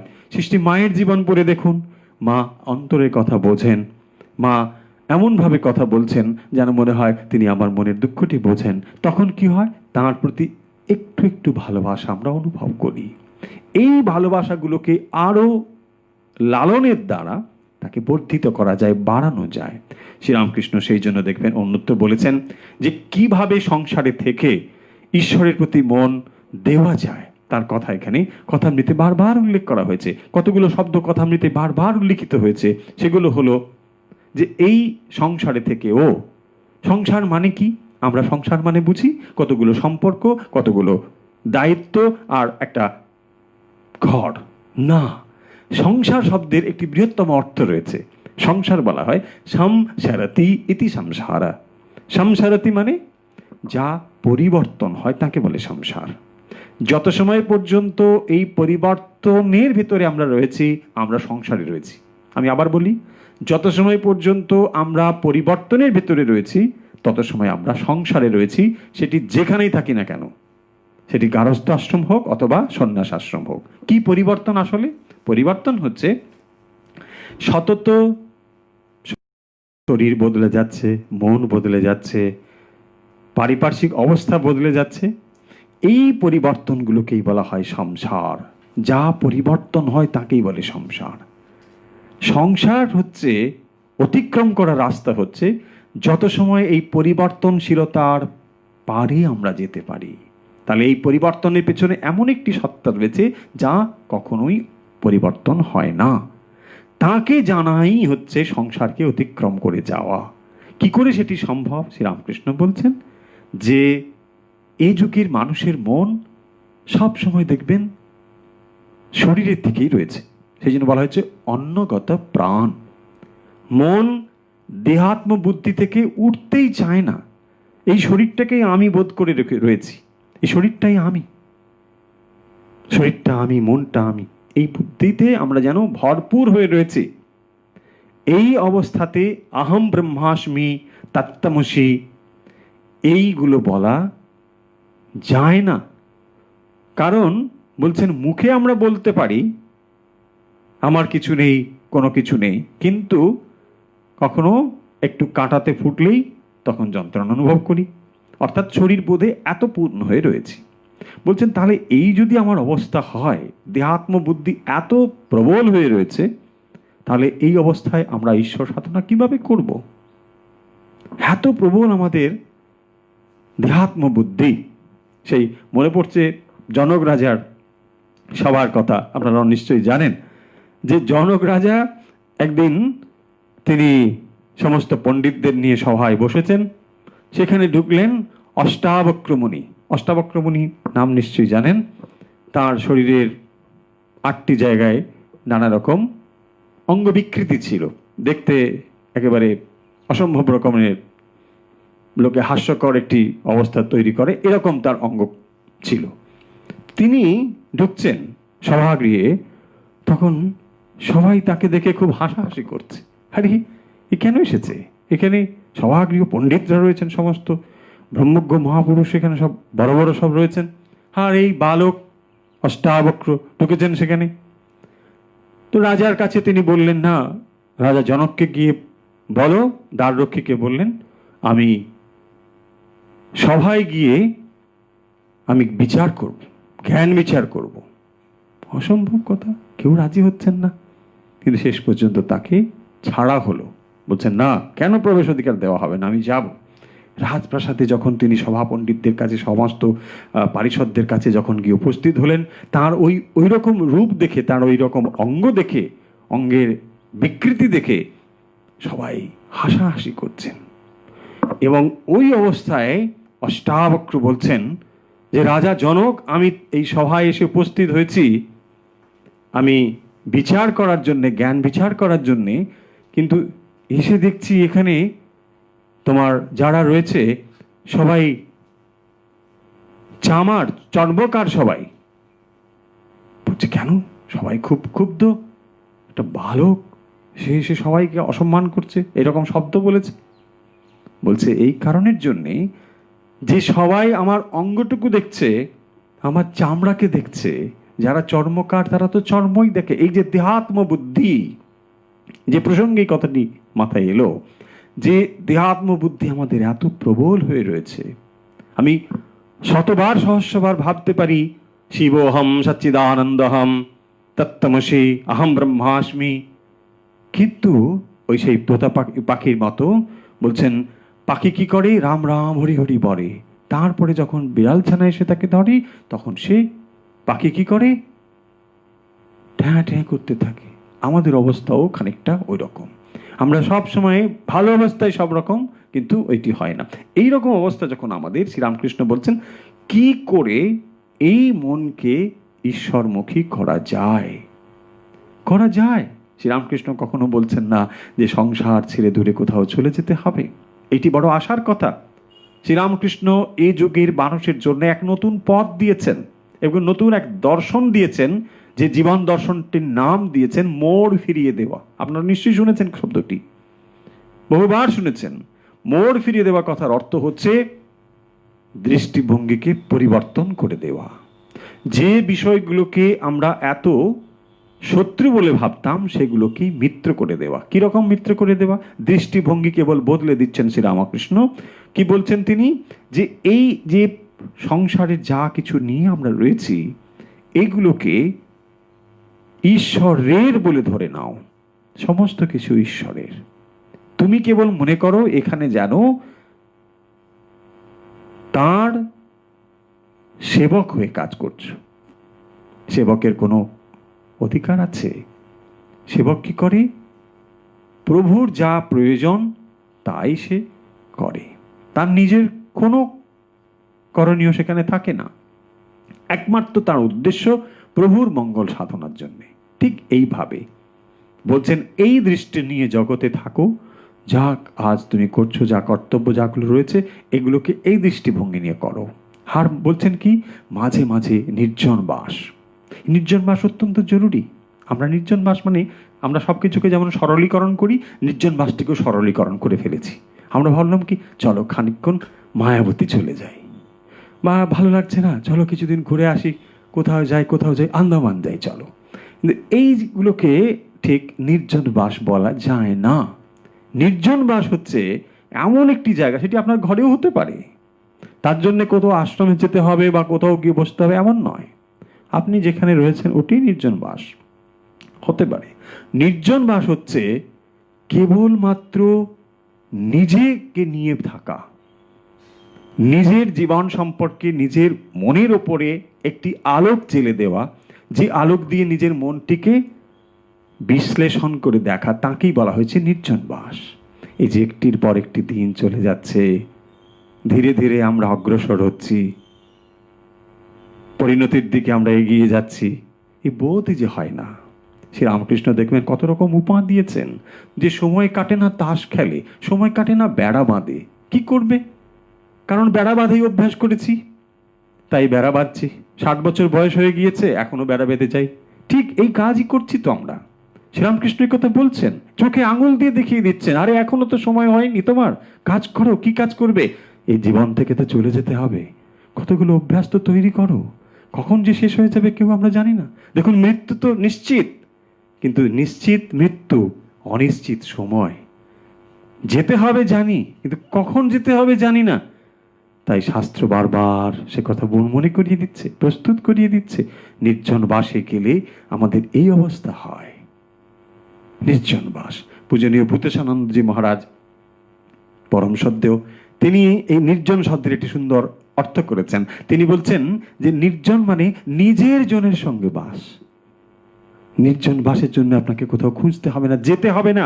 নিজের জন ভগবান, তাকে নিয়ে থাকো, তাহলে নির্জন বাস। বলছেন মাঝে মাঝে নির্জন বাস, সাধু সঙ্গ অত্যন্ত জরুরি। সাধু সঙ্গ মানে সৎসঙ্গ। যার সঙ্গ করলে অন্তর ঈশ্বরমুখী হয় তাকে বলে সাধু সঙ্গ।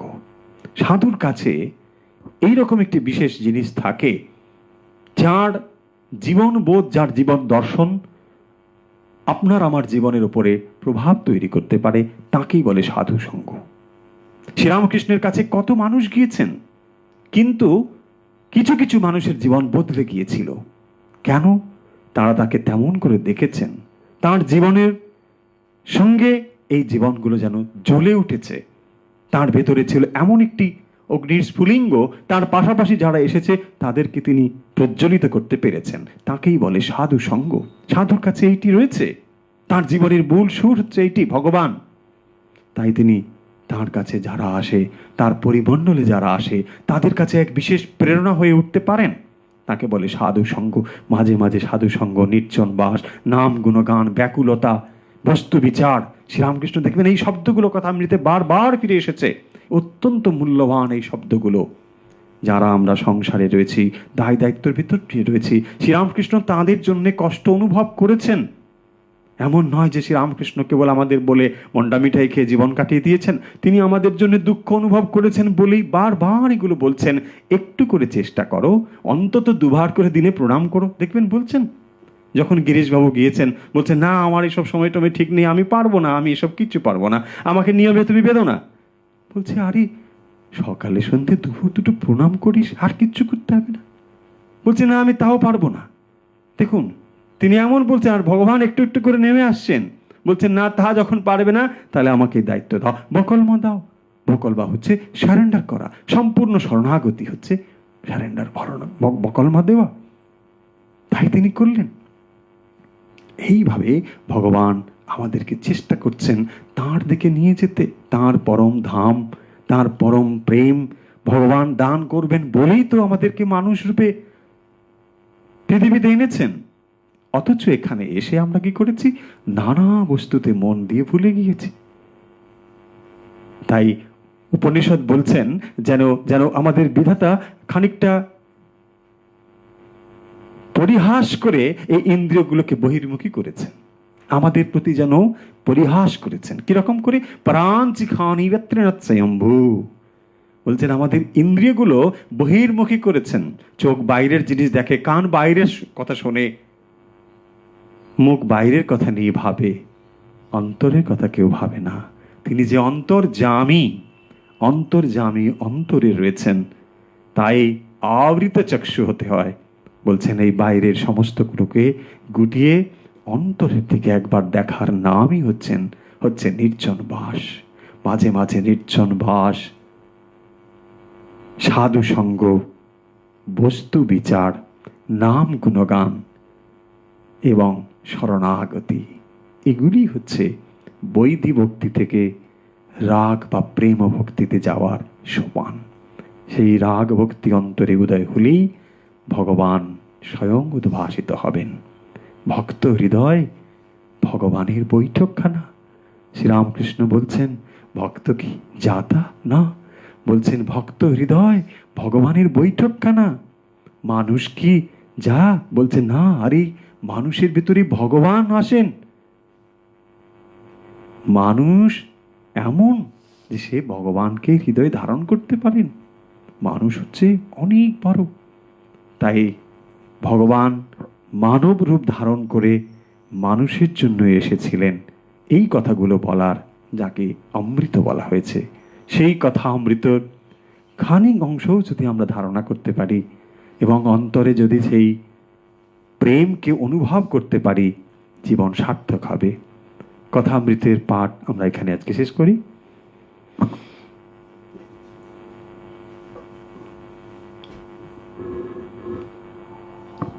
আসুন আমরা প্রস্তুত হই আজকের অভ্যাসের জন্যে।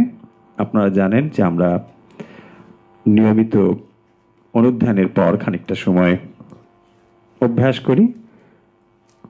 আশা করছি যে যারা আমাদের সঙ্গে নিয়মিত অভ্যাসে থাকেন আজকে তারাও আমাদের সঙ্গে অভ্যাসে রয়েছেন। আসুন আমরা অভ্যাসে প্রস্তুত হই। যে যেখানে বসে অভ্যাস করছি, সুখাসন, সিদ্ধাসন, পদ্মাসন অথবা চেয়ারে বসে আমরা অভ্যাস শুরু করি। আশা করছি এই মুহূর্তে যে যেখানে রয়েছেন সবাই অভ্যাসের জন্য প্রস্তুত। আসুন, মেরুদণ্ড সোজা।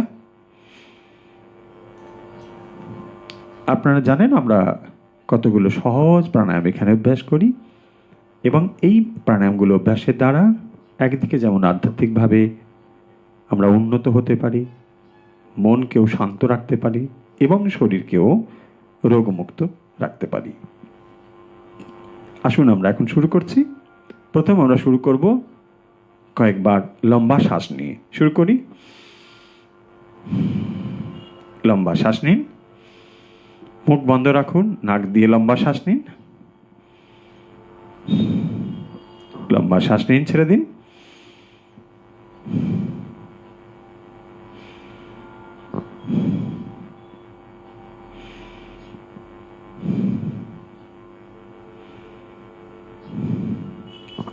হয়েছে? শুরু করছি।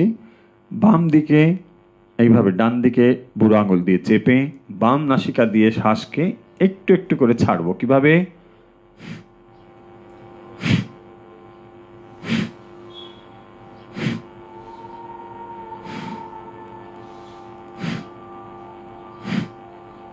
খুব দ্রুত নয়, খুব ধীরে নয়, আস্তে আস্তে করে ছাড়বেন। খুব বেশি ঝাঁকুনি হবে না। কেবল শুধু লক্ষ্য করুন এইটুকু শ্বাস যখন আপনি ছাড়ছেন তখন নাভিতে একটু যেন সংকোচন হবে, এইটুকুই, খুব অল্প। হয়েছে? 10 বার করুন। বাম দিকে 10 বার হলে ডান দিকে 10 বার করুন। এইভাবে করুন।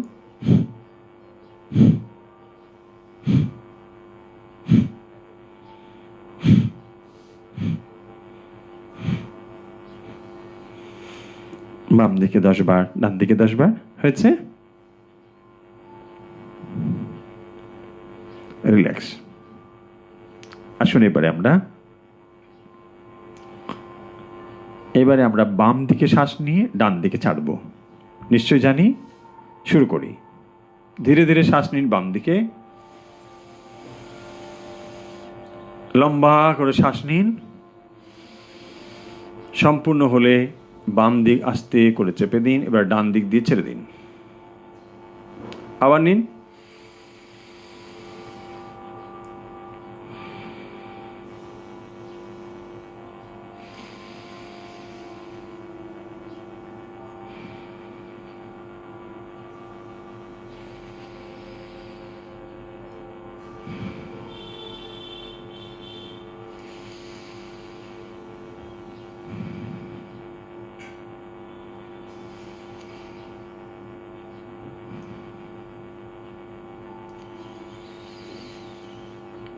শ্বাস নিন বাম দিকে, ছেড়ে দিন ডান দিকে। লম্বা শ্বাস নিন।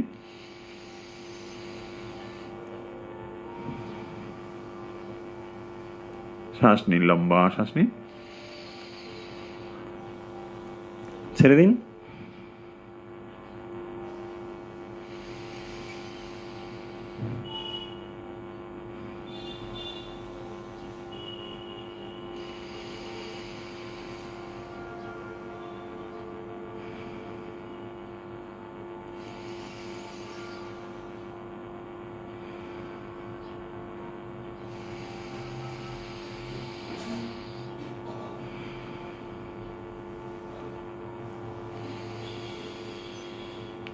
শ্বাস নিন বাম দিকে, লম্বা শ্বাস নিন, দিয়ে ধীরে ধীরে ডান দিকে ছেড়ে দিন।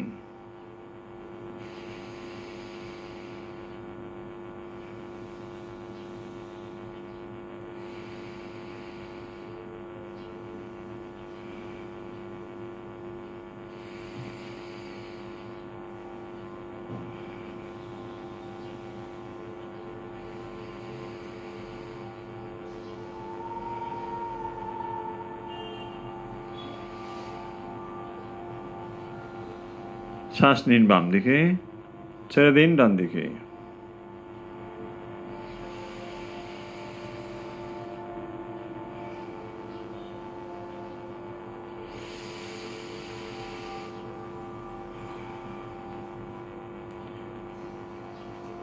শ্বাস নিন বাম দিকে,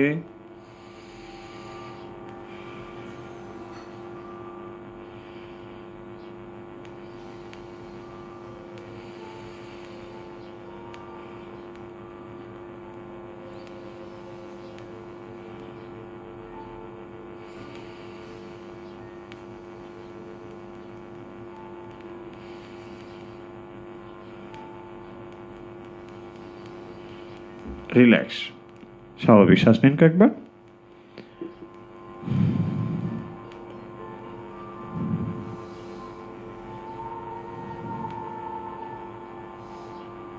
হয়েছে। এরপর আমরা যেটি করছি, শ্বাস নম্বর ডান দিকে, ছাড়বো বাম দিকে। ধীরে ধীরে ডান দিকে শ্বাস নিন।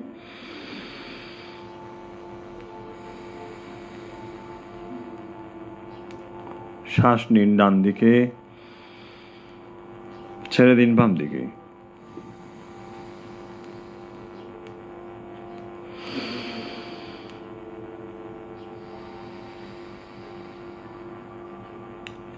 শ্বাস নিন ডান দিকে,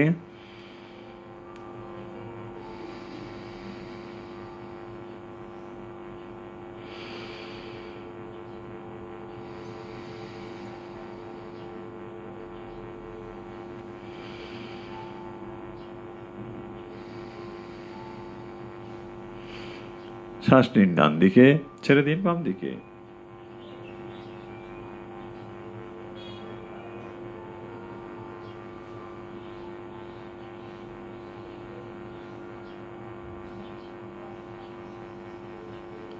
শ্বাস নিন বাম দিকে, ছেড়ে দিন ডান দিকে। ডান দিকে শ্বাস নিয়ে বাম দিকে ছেড়ে দিন।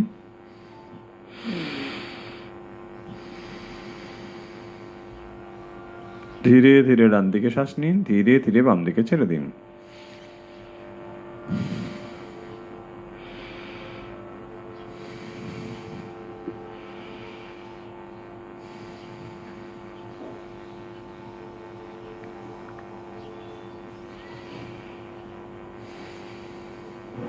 রিল্যাক্স। স্বাভাবিক শ্বাস নিন কয়েকবার।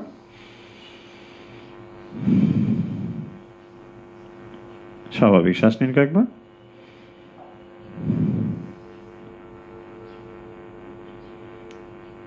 এখন আমরা যে প্রাণায়ামটি করছি, শ্বাস নেব নাক দিয়ে, ছাড়বো মুখ দিয়ে। দুটো নাক দিয়ে একসঙ্গে শ্বাস নিন, লম্বা শ্বাস টেনে নিন। এবারে মুখ দিয়ে ছাড়ুন, ফু দেবার মতো করে ধীরে ধীরে ছাড়ুন।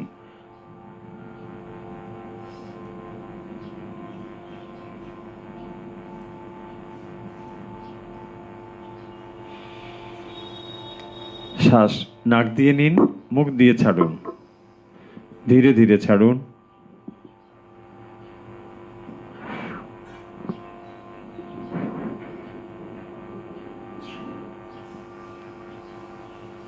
লক্ষ্য রাখুন নেওয়ার থেকে ছাড়ার সময় যেন বেশি হয়।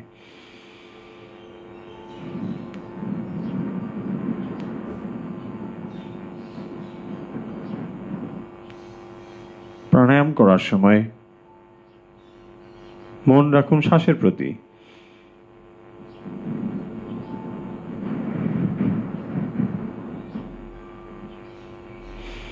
শ্বাস নিন নাক দিয়ে, ছেড়ে দিন মুখ দিয়ে।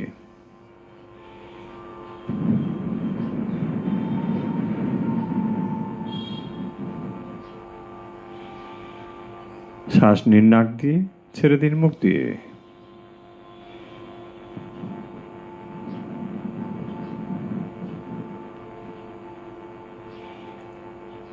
শ্বাস নিন নাক দিয়ে, ছেড়ে দিন মুখ দিয়ে।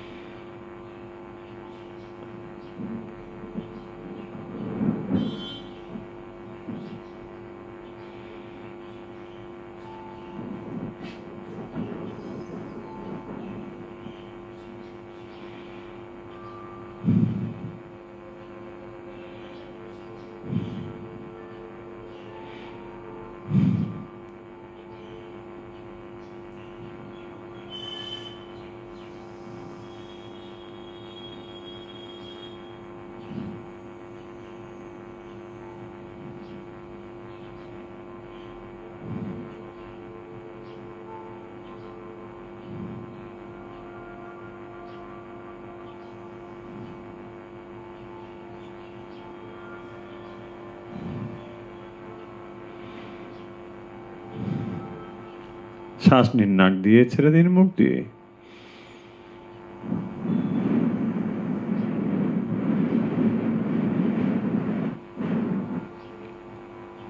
রিল্যাক্স। স্বাভাবিক শ্বাস নিন কয়েকবার। ধীরে ধীরে শ্বাস নিন, ধীরে ধীরে ছাড়ুন।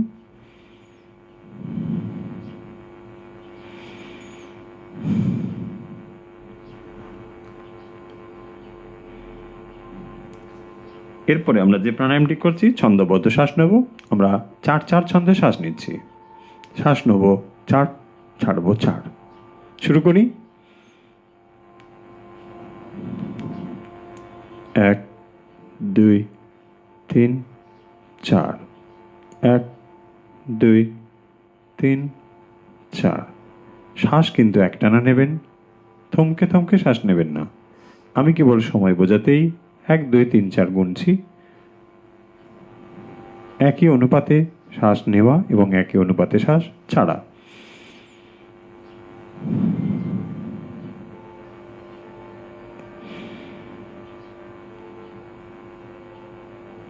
ছন্দবদ্ধ শ্বাস একে বলে। যার যেটি সুবিধে, কেউ 4-4, 6-6, 7-7 এভাবে করতে পারেন।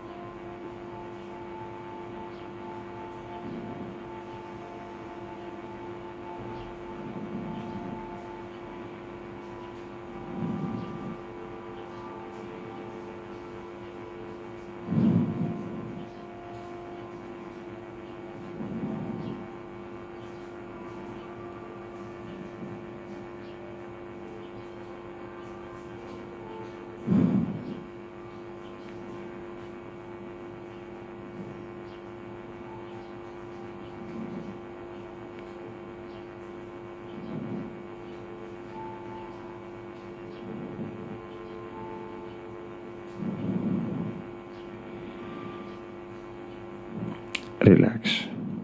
স্বাভাবিক শ্বাস নিন। আসুন এবারে আমরা মেডিটেশনের জন্য প্রস্তুত হই। মেরুদণ্ড সোজা, সুখাসন, সিদ্ধাসন, পদ্মাসন অথবা চেয়ারে যে যেখানে বসে অনুভব করছেন শুরু করুন। মেরুদণ্ড সোজা রাখুন, চোখের পাতা হালকা করে বন্ধ করে দিন। জ্ঞান মুদ্রা এইভাবে হাঁটুর উপর রাখুন অথবা বাম হাতের উপর ডান হাত এভাবে রেখে মেরুদণ্ড সোজা। আপনি মেডিটেশনের জন্য সম্পূর্ণ প্রস্তুত।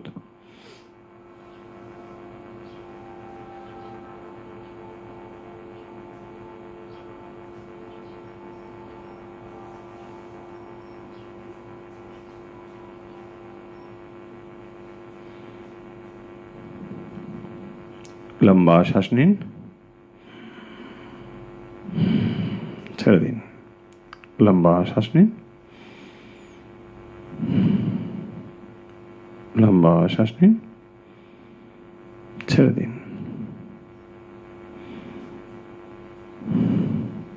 লম্বা শ্বাস নিন,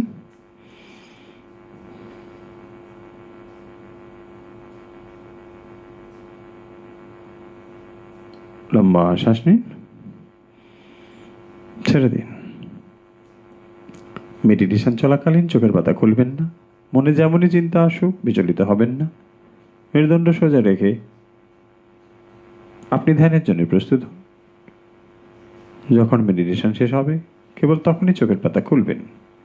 বারবার চোখের পাতা খুললে কাঙ্ক্ষিত অনুভব সম্ভব নয়।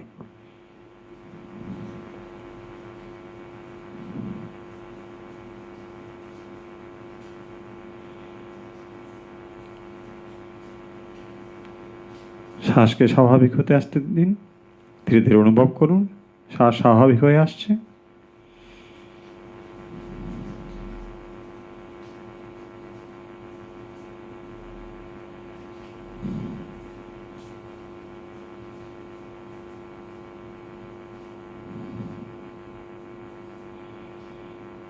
ধীরে ধীরে শ্বাস নিন, ধীরে ধীরে শ্বাস ছাড়ুন। অনুভব করুন শ্বাসের গতি খুব ধীর হয়ে আসছে।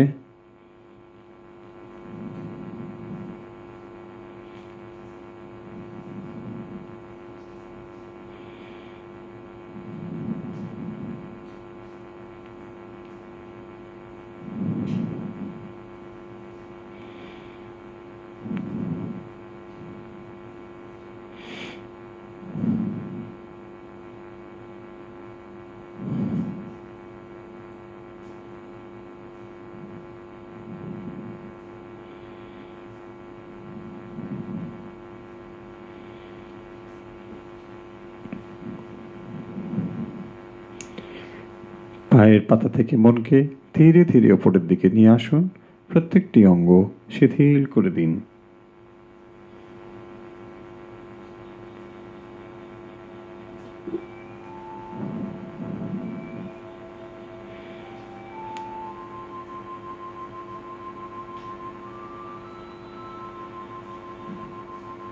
পায়ের বুড়ো আঙ্গুল, গোড়ালি, হাঁটু, কোমর, মেরুদণ্ড, পিঠ, পেট, বুক, ডান হাত, বাম হাত, গলা, মুখমণ্ডল, চোখ, কপাল,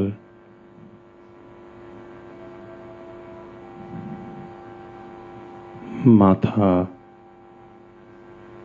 সম্পূর্ণ শিথিল। অনুভব করুন আপনার শরীর সম্পূর্ণ শিথিল।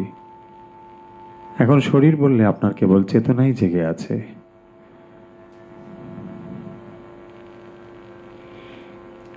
আপনার জাগ্রত চেতনা দিয়ে আপনি কেবল অনুভব করছেন।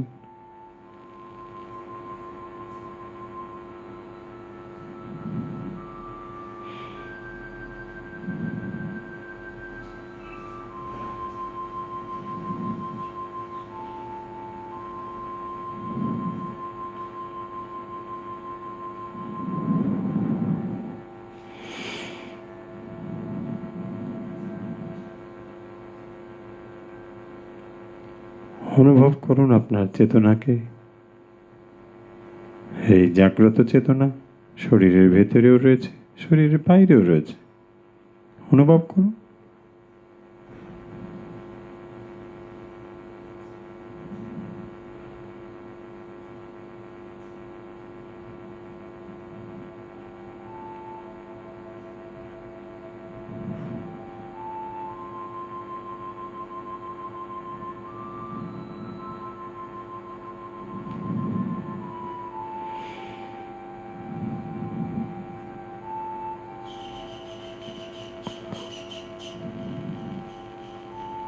মন নিয়ে আসুন হৃদয়ে।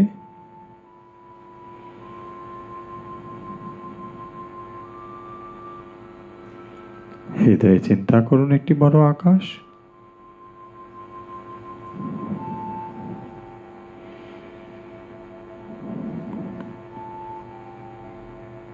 আকাশের ভেতরে আবার একটি আকাশ।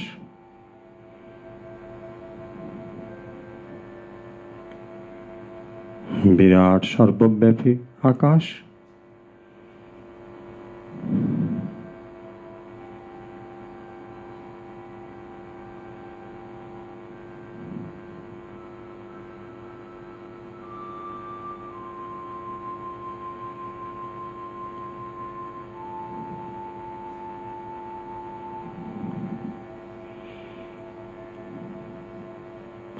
অনুভব করুন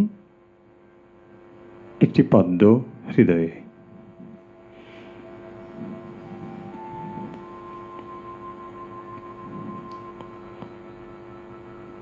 পদ্মের রং দেখুন।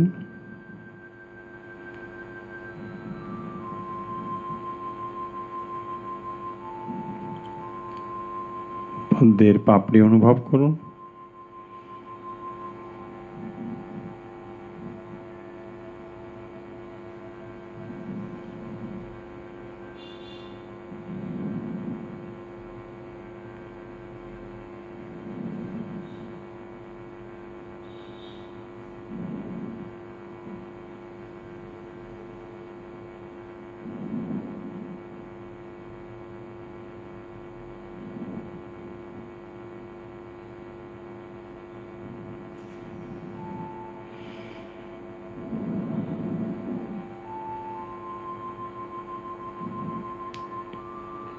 হাতের উপরে অনুভব করুন একটি দিব্য জ্যোতিকে।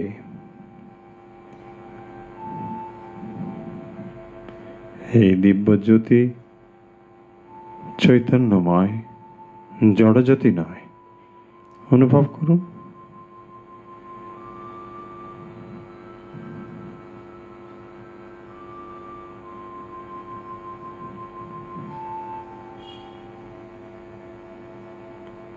হৃদপদ্মে দিব্য জ্যোতিকে অনুভব করুন।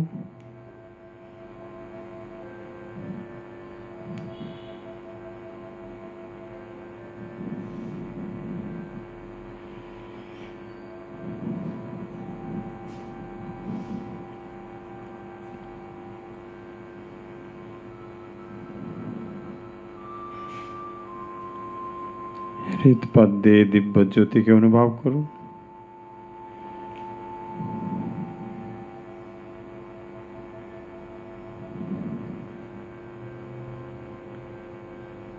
অনুভব করুন দিব্য জ্যোতিকে মাথায়।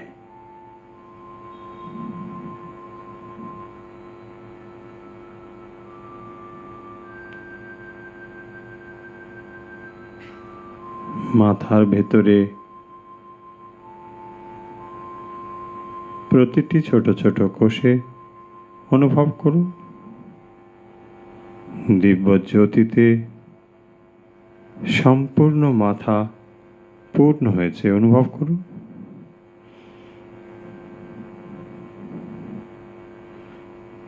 মস্তিষ্কের সর্বত্র জ্যোতির্ময় হয়েছে। অনুভব করুন। দিব্য জ্যোতি স্পর্শে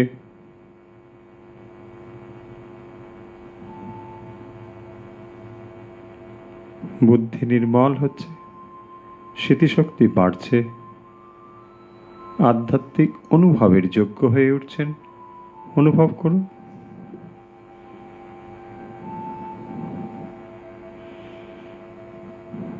দিব্য জ্যোতিকে মাথার সর্বত্র অনুভব করুন। মাথার ভেতরে অনুভব করুন।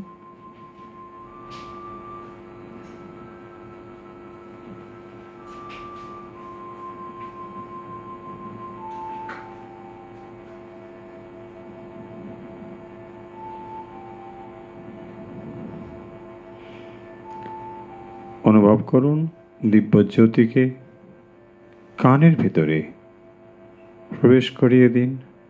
বাম কান, ডান কান, কানের ভেতরে প্রবেশ করিয়ে দিন। দিব্য জ্যোতি স্পর্শে শ্রবণ ইন্দ্রিয়ের ত্রুটি দূর হচ্ছে, শ্রবণ ক্ষমতা বাড়ছে,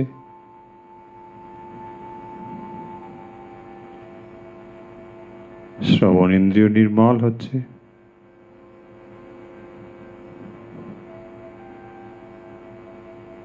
এবং আধ্যাত্মিক শব্দ গ্রহণে প্রস্তুত হচ্ছেন।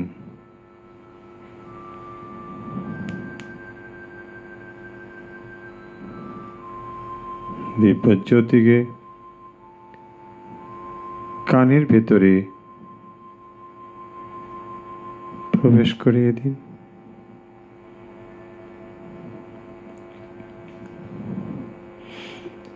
দিব্য জ্যোতিকে নিয়ে আসুন চোখের মধ্যে।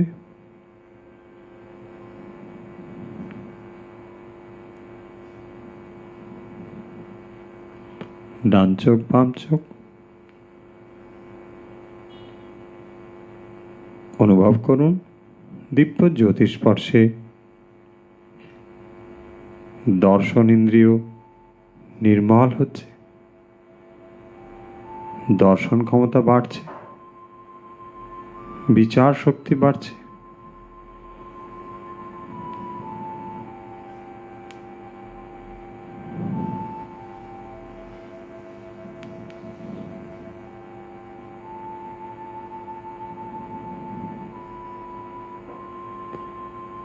দিব্য জ্যোতিকে নাকের ভিতরে প্রবেশ করান। ডান নাক, বাম নাক,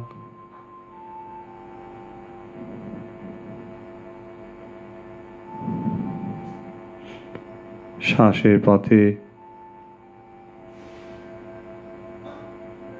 দিব্যজ্যোতিকে প্রবেশ করুন। অনুভব করুন দিব্যজ্যোতি স্পর্শে ঘ্রাণ ইন্দ্রিয় নির্মল হচ্ছে, দিব্য গন্ধ অনুভবের ক্ষমতা বাড়ছে।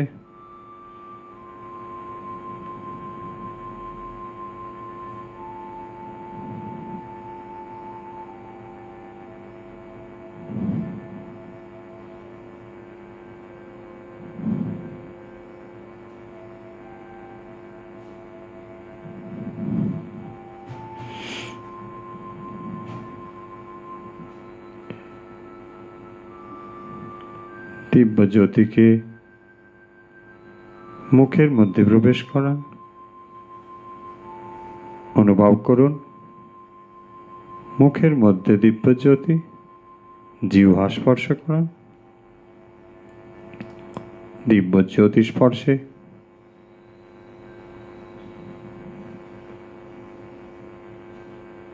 রসনেন্দ্রিয় নির্মল হচ্ছে, বাক শক্তি বাড়ছে, বাক শক্তি নির্মল হচ্ছে।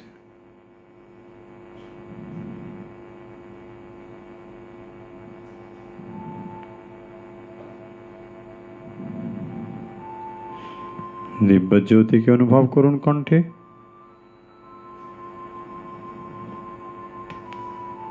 কণ্ঠর ত্রুটি খুব ভালো হচ্ছে।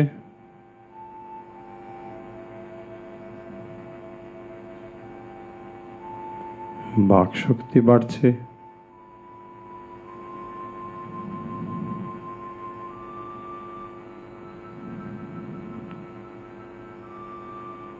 দিব্য জ্যোতিকে এবার অনুভব করুন হৃদয়ে।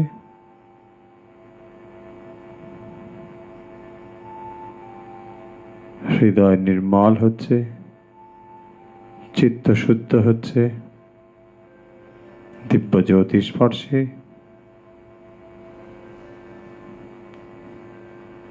চিত্ত নির্মল হচ্ছে।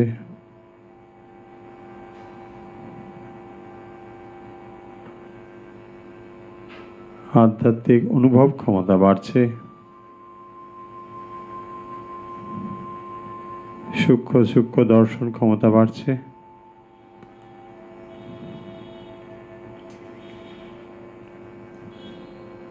দিব্য জ্যোতিকে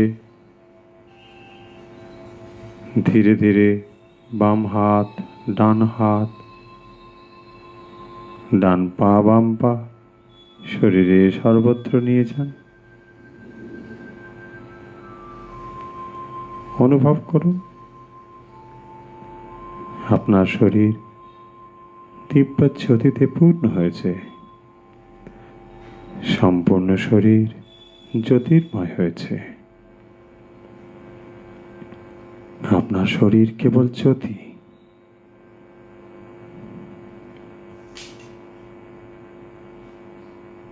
এবারে মন নিয়ে আসুন হৃদয়ে।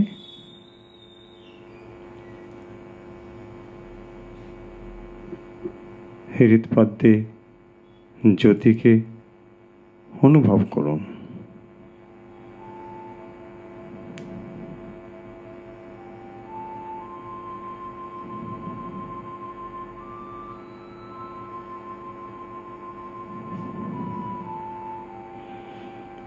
অনুভব করুন এই দিব্য জ্যোতি ইষ্টমূর্তিতে রূপান্তরিত হচ্ছে।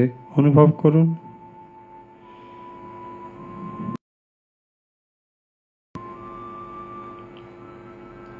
দিব্য জ্যোতি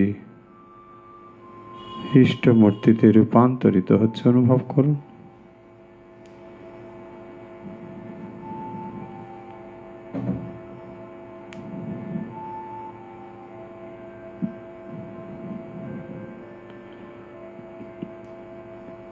ইষ্টমূর্তির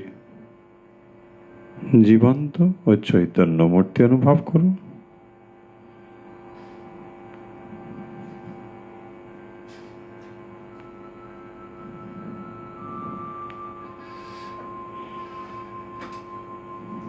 হৃৎপদ্মে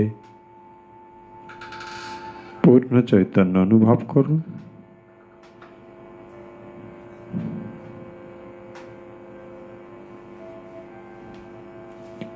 প্রতিটি অঙ্গ ধীরে ধীরে চিন্তা করুন।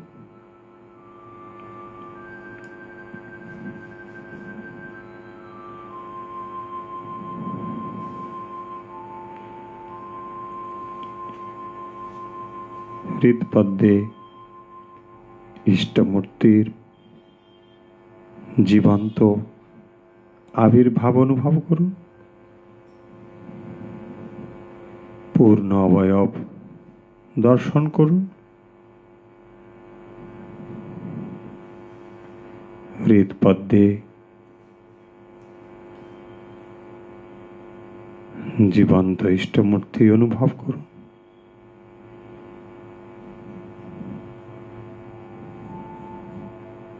শ্রী ভগবানের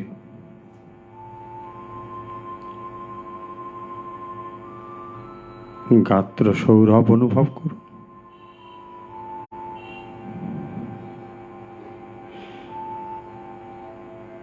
তাঁর আবির্ভাবে হৃদয় আনন্দে পূর্ণ অনুভব করুন।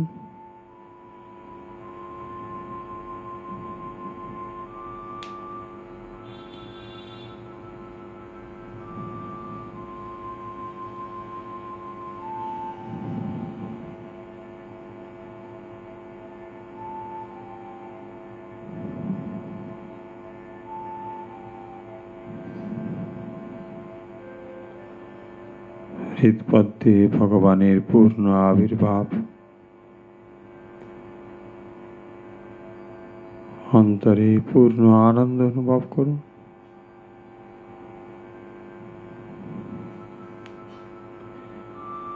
অনুভব করুন ক্রমশ আপনি আনন্দের সাগরে নিমজ্জিত হচ্ছেন। আরো গভীরে আপনি আনন্দের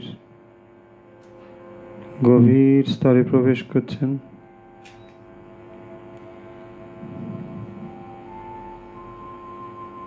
এমন আনন্দ জীবনে আপনি কখনো অনুভব করেন? এই আনন্দ অনুভবের জন্য জন্ম জন্ম অপেক্ষা করেছেন।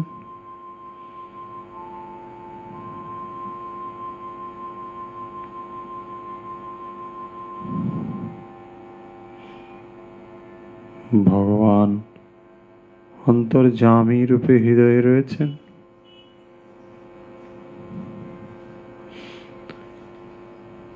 অন্তরের সমস্ত প্রার্থনা ব্যাকুলতা ভগবানের কাছে নিবেদন করে দিন।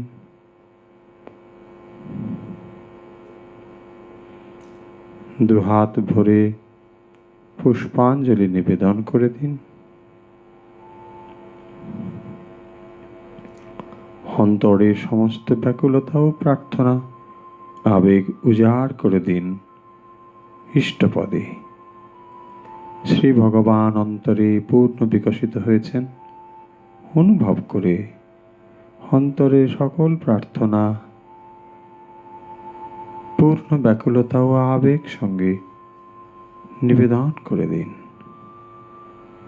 হে নাও বর্তমান, হে নাও ভবিষ্যৎ, হে নাও আমার অতীত, সুখ দুঃখ ভালো মন্দ সব নিবেদন করে দিন।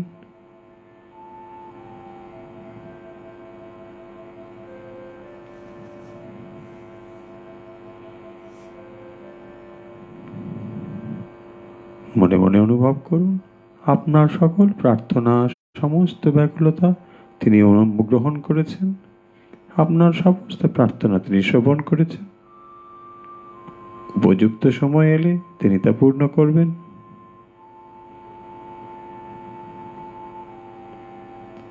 অনুভব করুন তার অন্তরের করুণ দৃষ্টি আপনার প্রতি আশীর্বাদ রূপে বর্ষিত হচ্ছে।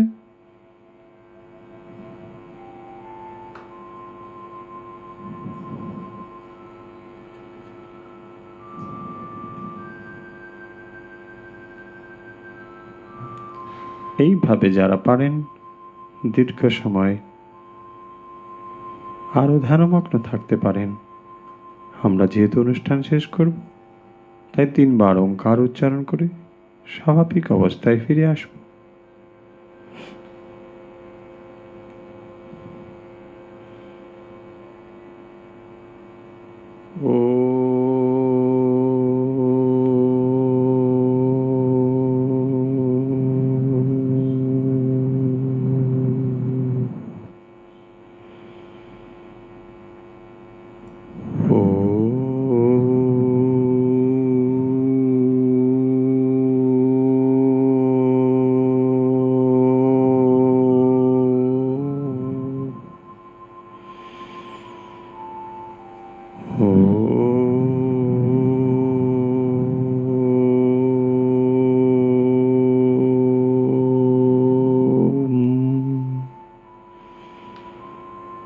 হরি ওম তৎসৎ। ধীরে ধীরে চোখের পাতা খুলুন, হাত নাড়ুন, পা নাড়ুন, হাত দুটোকে ঘষে চোখে এবং মুখে স্পর্শ করিয়ে দিন। ধীরে ধীরে পারিপার্শ্বিক অবস্থার সঙ্গে নিজেকে মিলিয়ে নিন। আজকের অনুধ্যান এবং অভ্যাস পর্ব আমরা এখানে শেষ করছি।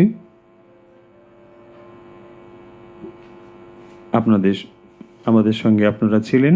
আজকে আমরা গতকালের প্রশ্ন, যে প্রশ্ন গতকাল অনুধ্যানে আমরা দিয়েছিলাম, এখন পালা উত্তর এবং উত্তরদাতাদের নাম ঘোষণা। গতকাল আমরা প্রশ্ন দিয়েছিলাম পাগলি মামি কে ছিলেন। আপনারা সঠিক উত্তর দিয়েছেন, তিনি হলেন সুরবালা নাথুর মা। যারা যারা সঠিক উত্তর দিয়েছেন, অনেকেই সঠিক উত্তর দিয়েছেন, এবং যাদের নাম আমরা দ্রুত এখানে পেয়েছি তারা হলেন ডালিয়া সাহা শিবপুর, মধুছন্দা চ্যাটার্জি দিল্লি, কেকা সেন হাওড়া, সুজাতা চক্রবর্তী গড়িয়া, তনিমা সেনগুপ্ত পানিহাটি, প্রণতি দাস দুর্গাপুর, রীনা ধর শিলচর, মিতালি সেনগুপ্ত সল্টলেক, পৃথা দুর্গাপুর, শিপ্রা রায় সল্টলেক, শুভশ্রী ব্যানার্জি বেহালা, অনিতা ভট্টাচার্য জলপাইগুড়ি, অর্চনা রায় বালিগঞ্জ, অপর্ণা দেওয়ানজি সুভাষগ্রাম, সবিতা রায় চৌধুরী, কাবেরী চৌধুরী মুম্বাই, কৃষ্ণা বিশ্বাস হায়দ্রাবাদ, নবনীতা বোস ব্যাঙ্গালোর, মমতা রায় দিল্লি, সঙ্গীতা ব্যানার্জি আরিয়াদহ, অরিজিৎ আলু কুমারটুলি, প্রদীপ শিকদার গড়িয়া, বরুণ মজুমদার শ্রীরামপুর। এখন সময় আজকের প্রশ্ন সহজ প্রশ্ন। আজকের প্রশ্ন, বৈধি ভক্তি কাকে বলে? শ্রীরামকৃষ্ণের কথামৃতে বারবার উল্লেখ করেছেন। আমরা চাই কথামৃত থেকেই আপনারা উত্তর দেবেন। আজকের প্রশ্ন, বৈধি ভক্তি কাকে বলে? উত্তর পাঠিয়ে দিন। উত্তর পাঠাবেন হোয়াটসঅ্যাপে, এবং আপনার উত্তরের সঙ্গে নাম এবং সংক্ষিপ্ত ঠিকানা লিখতে ভুলবেন না। আমরা একইভাবে আমাদের অনুধ্যান এবং অভ্যাস পর্ব আপনাদের সঙ্গে ভাগ করে নিতে চাই। যারা ঠাকুর মা স্বামীজির ভক্ত এবং অনুরাগী বৃন্দ বিশ্বব্যাপী রয়েছেন, সবাইকে ঠাকুর মা স্বামীজির কাছে সকলের জন্যে আপনার প্রার্থনার সঙ্গে আমাদের প্রার্থনাও মিলিয়ে ঠাকুর মা স্বামীজির কাছে যে প্রার্থনা আমরা সবসময় করি, সেই প্রার্থনাই সর্বেত্র সুখিনো সন্তু সর্বে সন্তু নিরাময়া সর্বে ভদ্রাণি পশ্যন্তু মা কশ্চিৎ দুঃখ ভাগ ভবেৎ। সবাই সুখে এবং শান্তিতে থাকুন। ওম শান্তি, ওম শান্তি, ওম শান্তি।